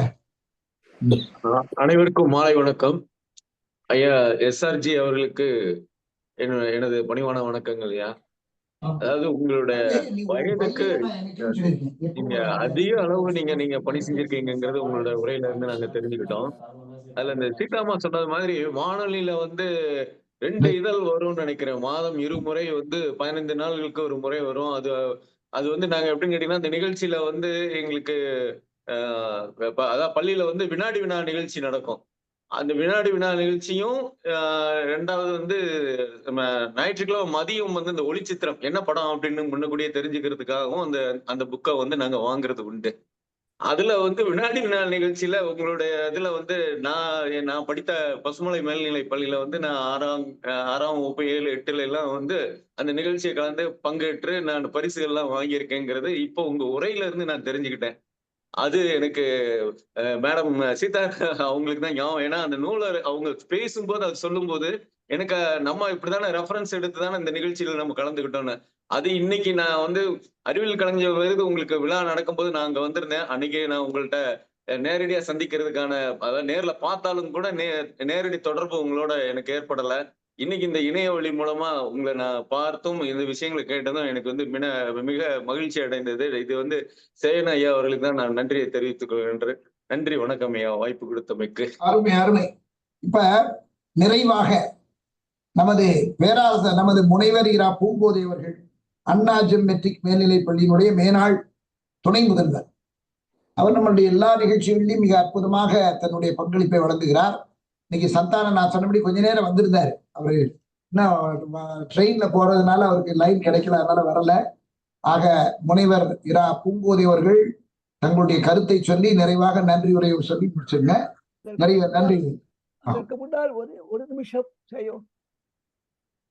ஒரு நிமிஷம் சொல்லுங்க சார். வானொலி சிறுவர் சங்க பேரவை ஏன் பேர் வந்தது? வானொலி சிறுவர் சங்கம், ஒரு சிறுவர் சங்க பேர் வச்சிருக்கலாம். ஆனா வானொலியில் இடம்பெறும் நிகழ்ச்சிகளை குழந்தைகள் எல்லோரும் கேட்டு கடிதம் எழுத வேண்டும் என்பது பேரவையின் ஒரு விதி. அதன் பிரகாரம் குழந்தைகள் எல்லாம் வானொலி நிகழ்ச்சிகளை கேட்டு கடிதம் எழுதுவார்கள் அந்த நாளில். அந்த கடிதம் 1 அல்ல 2 அல்ல நூற்றுக்கணக்கான கடிதங்கள் வானொலிக்கு வரும், கண்மணி பூங்காவிற்கு வரும். அந்த அளவிற்கு அந்த சிறுவர் சங்கமானது வானொலி பேரவையானது அழுத்தம் கொடுத்து கொண்டிருந்தது. கடிதங்களை நாங்க எழுதியிருக்கோங்க. அடுத்ததாக ஐயாசாமி அவர்கள் எப்பொழுதும் கதர் ஜிப்பா, கதர் வேஷ்டி கட்டி கொண்டிருப்பார். வெள்ளை கதர் வேஷ்டி, கதர் ஜிப்பா. ஐயாசாமி அவர்கள் ரொம்ப எளிமையான மனிதர். அதை பற்றி நன்றி. பூங்கோதை தொடங்கலாம். அனைவருக்கும் வணக்கம். வாய்ப்புக்கு நன்றி ஐயா. ஐயா இன்னைக்கு எல்லாமே சிறப்பா இருந்தது. அதுவும் குழந்தைகள பத்தி பேசணும்னா நம்ம குழந்தைகளோட இருந்தவங்க. அதனால நிறைய பயனுள்ளதா ஐயா அவர்களுடைய தகவல் இருந்தது. இப்ப இன்று காலை வந்து ஒரு செய்தி ஐயா. அவருடைய சகோதரர் என் வீட்டு அருகில் இருக்கிறார். சொன்னாரு, எனக்கு அவர் அண்ணன் வேணும் அப்படின்னு சொன்னாரு. காலையில வந்து மூவரசம்பேட்டையில ஒரு விழா வச்சிருக்காங்கம்மா. நீ 30ஆம் தேதி எப்படி அப்படின்னு கேட்டாங்க. அவங்களுக்கு எப்படி தெரியும் அப்படின்னா, நம்மளுடைய மயிலை திருவள்ளுவர் தமிழ்ச் சங்கத்துல ஒரு விருது வாங்கும்போது, அந்த படத்த பார்த்துட்டு, அதுல நானும் இருந்தத பார்த்துட்டு அவர் என்னைய வந்து கேட்டார். அவரை எனக்கு 10 ஆண்டு காலமா தெரியும். மனோகரன்னு பேரு. ஐயாக்கு அவருடைய தம்பின்னு சொன்னாரு. எனக்கு அவர் அண்ணன் தான் வேணும். நீங்க வரீங்களா அப்படின்னு கேட்டாரு. நான் ஊருக்கு போறதா இருக்கேன். இருந்தேன்னா கண்டிப்பா வரேன்னு சொன்னேன். ஆனா ஐயா அவர்களை இன்னைக்கு சந்திச்சு அவருடைய பேச்ச கேட்கக்கூடிய ஒரு வாய்ப்பு கிடைத்தது. மிகச்சிறந்த நல்ல ஒரு கருத்துக்கள். அதாவது இந்த மாதிரி வந்து சரித்திரம் படைக்கக்கூடிய அந்த நிகழ்ச்சிகள் எல்லாம் அப்படியே காலத்துல அப்படியே கரைஞ்சு போயிடாம, அத வந்து பதிவு செய்யக்கூடிய ஒரு வாய்ப்பா தான் நம்முடைய மயிலை திருவள்ளுவர் தமிழ்ச்சங்கம் வந்து நம்முடைய இந்த நிகழ்ச்சிகள் எல்லாம் நம்ம நடத்திட்டு இருக்கோம். அது மாதிரி பன்முக திறமைகள் எல்லாம் வெளிக்கொண்டு வந்து அந்த மாணவர்களை வந்து நல்வழிப்படுத்துவதற்காக இந்த சிறார் அமைப்பை தொடங்கி அதனுடைய தோற்றத்தையும் வளர்ச்சி மிகச்சிறப்பா அவருடைய அனுபவ கருத்துக்கள் எல்லாம் இன்னைக்கு ஐயா அவர்கள் மிகச்சிறப்பாக சொன்னாங்க. நான் வந்து ஒரு 9ஆம் வகுப்பு படிக்கும்போது வானொலிக்கு என்னை வந்து தமிழாசிரியர் தேர்ந்தெடுத்துட்டாரு போறதுக்கு 4, 5 பேரை. அப்போ வந்து வீட்டுல வந்து அனுமதி கேட்கும்போது, அவ்வளவு தூரம்லாம் அனுப்ப மாட்டோம், சென்னைக்குலாம் அனுப்ப மாட்டோம் அப்படின்னு சொல்லி அப்ப மறுத்துட்டாங்க வீட்டுல. ஆனா இன்னைக்கு இத்தனை பேர் வானொலி பத்தி, வானொலியில இருக்கிறவங்கள பத்திலாம் நம்ம அன்றாடம் சந்திக்கக்கூடிய ஒரு வாய்ப்பு. அதுக்காக தான் அது அன்னைக்கு மறுக்கப்பட்டதுன்னு நினைக்கிறேன். என்னைக்காவது ஒரு நாளைக்கு ஒரு நல்ல நிலம் வரும் அப்படின்னு. அதனால ஐயா அவர்களுடைய அந்த பேச்சு, அவருடைய கருத்துக்கள் எல்லாமே வரக்கூடிய காலகட்டங்கள்ல சிறுவர்களுக்காக ஏதாவது செய்யணும் அப்படிங்கிற ஒரு ஆர்வத்தை நமக்கெல்லாம் ஏற்படுத்திட்டு இருக்கு. அந்த அந்த பாதையில வரதுக்கான ஏன்னா பெரியவங்கள பார்த்து நம்ம கத்துக்கணும். இப்படி இந்த வயதுல கூட இவ்வளவு ஆர்வமா அந்த பாட்டை சொல்லி காட்டி, அவருடைய வாங்கிய விருதுகள் எல்லாம் சொல்லி காட்டி இவ்வளவு அழகா பேசினாங்க. அது மட்டும் இல்ல, அனைத்து இந்திய தமிழெழுத்தாளருடைய சங்கத்தினுடைய தேசிய தலைவர் ஐயா பெரியண்ணன் ஐயா பேசும்போது சொன்னாங்க, சான்றோர் விருது. அந்த சான்றோர் விருது வழங்கும் போது ஐயா அவர்களுடைய உரையை நான் அங்க கேட்டு அந்த அந்த நிகழ்ச்சியில நானும் பங்கெடுத்தேன் அப்படிங்கறத வந்து நான் இங்க மகிழ்ச்சியோட தெரிவிச்சுக்க விரும்புகிறேன். எனவே வந்து இந்த ஒரு வாய்ப்பு வந்து மிகச்சிறந்த ஒரு வாய்ப்பா இருக்கு. அதனால அடுத்த முறையாக நன்றி உரை வழங்க இருக்கின்றேன். மயிலை திருவள்ளுவர் தமிழ்ச்சங்கம் சென்னை, மதுரை காமராசர் பல்கலைக்கழகம் மதுரை, ஆஸ்திரேலிய தமிழ் வளர்ச்சி மன்றம் இணைந்து நடத்துகின்ற சிந்தனை அரங்கம் 105 தொடர் நிகழ்ச்சி இன்று. இந்த நிகழ்ச்சியில மிகச்சிறப்பாக வரவேற்புரை வழங்கிய அட்சயநாதன் ஐயா அவர்களுக்கு மிக மனமார்ந்த நன்றி. தொடர்ந்து இன்று பாத்தீங்கன்னா அம்மா பிச்சம்மாள் அம்மையார் அவர்கள் மிகச்சிறந்த ஒரு தலைமை உரையை வழங்கினார்கள். இன்னும் கூட பேசியிருப்பாங்க. அம்மாவுக்கு இடையில கொஞ்சம் இருமல் வந்துருச்சு. ஆனாலும் கூட அது பாருங்க, அந்த ஊக்கம் தான் நம்ம கத்துக்க வேண்டிய ஊக்கம் வந்து அதுதான். அதை கூட இடைவிடாது அவங்க பேசி தன்னுடைய பாடலோடு பாடி தன்னுடைய தலைமை உரையை மிகச்சிறப்பாக செய்தார்கள். அம்மையார் அவர்களுக்கு நன்றி. அதே போல இன்னைக்கு SRG சுந்தரம் ஐயா அவர்கள் மிகச்சிறந்த ஒரு வளர்ச்சிக்கான வழிகாட்டி. அதாவது இன்னும் என்ன செய்யலாம், நம்மளை போன்றவர்கள் என்ன செய்யலாம் அப்படிங்கிறதுக்கு ஐயா போன்றவர்கள் எல்லாம் ஒரு வளர்ச்சிக்கான வழிகாட்டி. அதனால் அப்படிப்பட்ட ஒரு மிகச்சிறந்த பார்க்கடல் சிறுவர் சங்கம் சென்னை வானொலியினுடைய சிறுவர் சங்கங்களுடைய தோற்றமும் வளர்ச்சியும் பற்றி மிக சிறப்பா அவங்க என்னெல்லாம் பண்ணியிருக்காங்க அப்படின்னு சொல்லியிருந்தாங்க. நம்ம சின்ன சின்ன நிகழ்ச்சிகளை நம்மளை போல செய்யறவங்களுக்கு அது ஒரு பெரிய ஊக்கமா இருக்கும். ஐயா அவர்களுக்கு எங்களுடைய மனம் மார்ந்த நன்றியையும் வணக்கத்தையும் தெரிவித்துக் கொள்கின்றோம். அதே போல கற்பவழி அம்மையார் அவர்கள் ஊடகவியலாளர், மிகச்சிறந்த ஒரு அறிமுக உரை. அவங்கள தவிர யாராலும் அவ்வளவு அழகா சொல்ல முடியாது. அதான் சின்னவங்களுக்கும் கதை சொல்வேன், நான் பெரியவங்களுக்கும் சொல்றேன்னு சொல்லி மிக அழகா சொன்னாங்க. அம்மையார் அவர்களுக்கு நன்றி. அது போல வாசுகி கண்ணப்பன் அம்மையார், கலைமாமணி வாசுகி கண்ணப்பன் அம்மையார் அவர்கள் இணை செயலாளர் மயிலை திருவள்ளுவர் தமிழ் சங்கம். அவர் எப்போதுமே எல்லா நிகழ்ச்சியும் மனம் திறந்து பாராட்டக்கூடிய ஒரு மாண்பு அவருக்கு இருக்கு. அது மாதிரி அந்த வகையில அம்மையார் அவர்கள் நிகழ்ச்சியில இணைந்து எப்போதும் போல எல்லோரையும் ஊக்கப்படுத்தி கொண்டிருக்கின்றார்கள். அம்மையார் அவர்களுக்கு நன்றி.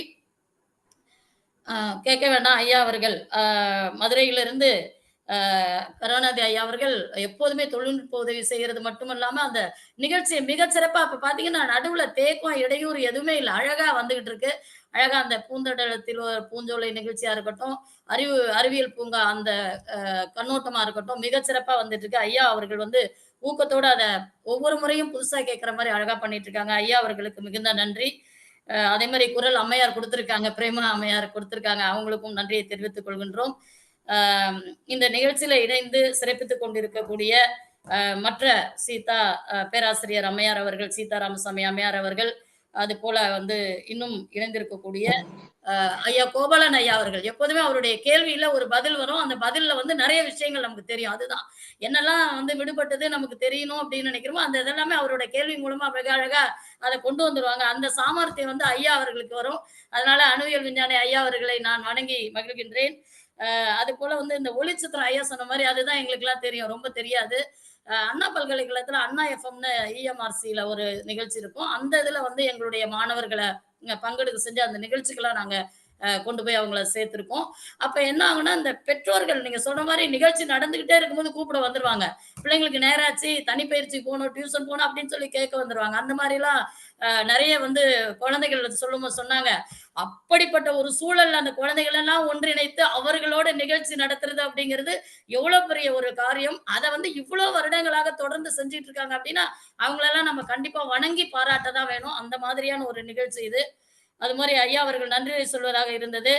அந்த இடத்தில் நான் இன்று அவர் பயணம் செய்து கொண்டிருக்கிற காரணத்தினால ஐயா அவர்களுக்கும் நன்றி. சந்தானம் ஐயா அவர்கள் அத எப்ப சொன்னாலும் எதுவும் செய்யணுமா அப்படின்னு சொல்லிட்டு உரிமையோடு ஒரு வாய்ப்பை கொடுக்கக்கூடிய ஐயா அவர்கள், கலைமாமணி, சேவாரத்னா, சேயோன் ஐயா அவர்கள், நீங்க வந்து நினைக்கிற அதாவது அதான் பதிவு செய்ய வேண்டிய கருத்துக்கள் காலத்துல கரைஞ்சு போயிடாம என்னெல்லாம் பதிவு செய்ய முடியுமோ அல்லது பதிவு செஞ்சு இந்த உலகத்தில் வந்து நிலை பெறக்கூடிய அந்த ஒரு பணி வந்து நம்ம மயிலை திருவள்ளுவர் தமிழ்ச்சங்கத்தின் மூலமா மிகச்சிறந்த ஒரு பணியாக ஐயா அவர்கள் செய்து கொண்டு இருக்கிறார்கள்.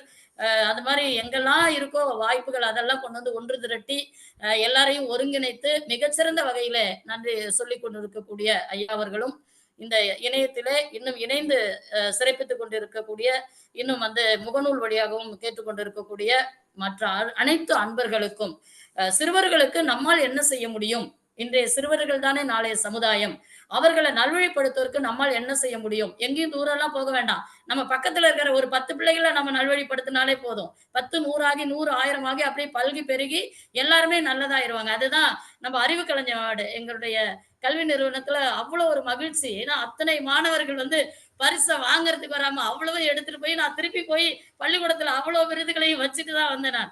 ஏன்னா அது தவிர்க்க முடியாதது. அப்படி வந்து விருதுகள் வாங்கினார்கள். எல்லோருக்குமே, மாணவர்கள், ஆசிரியர் எல்லோருக்குமே மகிழ்ச்சி. இப்படிப்பட்ட இந்த செயல்கள் வந்து எல்லோருமே சாத்தியமாகாது. அது ஒரு சிலரால் மட்டும் முடியும். அந்த ஒரு சிலராக இந்த இணையத்தில் இருக்கக்கூடிய அத்தனை சான்றோர் பெருமக்களும் நன்றி நன்றி என்று சொல்லி வாய்ப்புக்கு நன்றி கூறி விடைபெறுகிறேன். நன்றி, வணக்கம் ஐயா. அருமை, மிக அருமையாக நன்றி உரையை தொகுத்து சொன்ன முனைவர் பூங்கோதை அவர்களுக்கு நன்றி.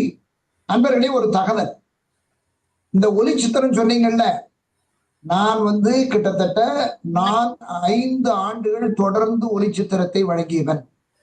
வானொலி வடிவம் சேயோன் சங்கர் ஜி அப்படின்னு வரும் என்னுடைய நிகழ்ச்சிகள் எல்லாம். கிட்டத்தட்ட 100 படங்கள் ஒளிச்சித்திரம் பண்ணியிருக்கேன். அதாவது நான் மாணவ பருவமா இருக்கும் போது ஒளிச்சித்திரம் கேட்டிருக்கேன். திரும்ப நான் வானொலியில பணியேற்று அதுக்கு இடையில கொஞ்ச நாள் நிறுத்திட்டாங்க ஒளிச்சித்திரத்தை. அந்த நிறுத்தியதுக்கு அப்புறம் தொடர்ந்தது நான் தான். கிட்டத்தட்ட ஒரு 5 ஆண்டுகளுக்கு மேல தொடர்ந்து வானொலி ஒளிச்சித்திரத்தை 100 படங்களுக்கு மேல அந்தந்த ஏவிஎம் தியேட்டர், இவர் சி பாலச்சந்தர் இவங்களெல்லாம் அங்கெல்லாம் போய் அதெல்லாம் ரெக்கார்ட் பண்ணி வானொலியில 3 மணி நேர சினிமா அல்லது 2.5 மணி நேர சினிமா படத்தை 1 மணி நேரமா எடிட் பண்ணி, அப்போ ஒரு சின்ன கருத்து சொன்னாங்க, கல்யாண பரிசு படம் நல்லா இருந்தாலும் வெற்றி பெறல, ஆனா சேயோன் தொகுத்த மாதிரி பண்ணியிருந்தா அது வெற்றி பெற்றிருக்கும்னு ஞானபிராசன் சொன்னார். எங்க வானொலி மீட்டிங்ல நெக்ஸ்ட் டே வரும். அப்ப சொல்லுவாங்க, ஏன்னா கடைசியில கொஞ்சம் இழுன்னு எடுத்துருவாங்க படத்துல, அதை அவாய்ட் பண்ணி அந்த 1 hourல போடும்போது இந்த சில தேவையற்றதெல்லாம் நம்ம நீக்கிடுவோம். We used to edit very well. Editing is an art. அது ஒரு கலை. வரைகலை மாதிரி எனக்கு சில படங்கள் ஞாபகம் இருக்குங்க. நிறைகுடம் அப்படின்னு ஒரு படம், காதலிக்க நேரம்ல, வசந்த மாளிகை, திருவிளையாடல், இதெல்லாம் ரொம்ப பிரமாதமா இருக்கும். இந்த அம்மா பேர் மாடுக இவங்களை பானுமதியை சொல்லுவாங்கல்ல, பானுமதி அம்மாவுக்கு நான் போன் பண்ணி சொன்னேன். அவங்க தானே இந்த ஒரு படம் என்னது ஒரு பாட்டு வருமே, அதாவது கால மீது கண்ணுறங்கு மகளே, அது என்ன படம்? பானுமதி நடிச்ச பத்மினி நடிச்ச படம் கேளுங்க. பானுமதி, அதுல பானுமதி தான் நடிச்சிருக்காங்க இல்ல இல்லையா? காலமீது கண்ணுறங்கு மகளே, அது பத்மினி நடிச்சது. பத்மினியா? இல்ல, பானுமதி நடிச்ச ஒரு படம். அந்த அம்மாவுக்கு நான் போன் பண்ணி சொன்னேன், நீங்க கேளுங்க மறக்காம இருந்தாங்க. இந்த இதுதான் நம்ம மலைக்கல்லன் நடிச்சிருக்காங்கல்ல பானுமதி, ஏதோ எம்ஜிஆர் அவங்களுடைய இணை. அதுல நான் அந்த அம்மா வீட்டுக்கு போன் பண்ணி சொன்னேன், அவங்களுடைய நம்பரை வாங்கி நீ மறக்காம இதை கேளுங்க அப்படின்னு சொன்னேன். இந்த அம்மா கேட்டுட்டு காட் பிளஸ் யூன்னு சொல்லி அப்ப சொன்னாங்க. யாரு? அந்த பானுமதி நடிகை. அந்த அம்மா மறக்காம ஃபுல்லா கேட்டுட்டு திரும்ப எனக்கு என் நம்பர் கூப்பிட்டு, நல்லா இருந்தது, நல்லா பண்ணியிருந்தீங்க, எடிட் பண்ணியிருந்தீங்க. எதுக்கு இது சொல்றேன்னா, வானொலி அப்படி நல்ல வரலாறு படைத்தது. அந்த வரலாறு படைத்த மக்கள்ல பங்கேற்பாளர்கள்ல எஸ்ஆர்ஜி சுந்தரம் அவர்கள் குறிப்பிடத்தகுந்தவர். அதே மாதிரி கலைமாமணி வாசுகி கண்ணப்பன், அவங்களுடைய துணைவர் டாக்டர் ஜே கண்ணப்பனுடைய பங்களிப்பெல்லாம் மிகுதியான பங்களிப்பு. மீண்டும் அனைவருக்கும் நன்றி சொல்லி, நாளை மறுநாள் நிகழக்கூடிய நிகழ்ச்சியை பற்றிய ஒரே ஒரு தகவல் பாருங்க. நாளை மறுநாள் பன்னாட்டு திருக்குறள் அமைப்புகளின் இணையம் 25. இதில் தமிழ்நாடு திருவள்ளுவர் கழகத்தின் தோற்றமும் வளர்ச்சியும் என்னும் பொருண்மையில தமிழ்நாடு திருவள்ளுவர் கழகத்தினுடைய பொதுச் செயலாளர் வைமா குமார் பேசுகிறார்.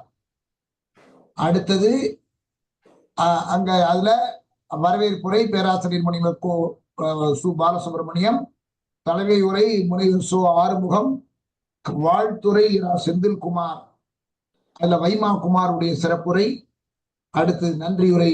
இவங்கெல்லாம் வரணும்னு எதிர்பார்ப்போம்.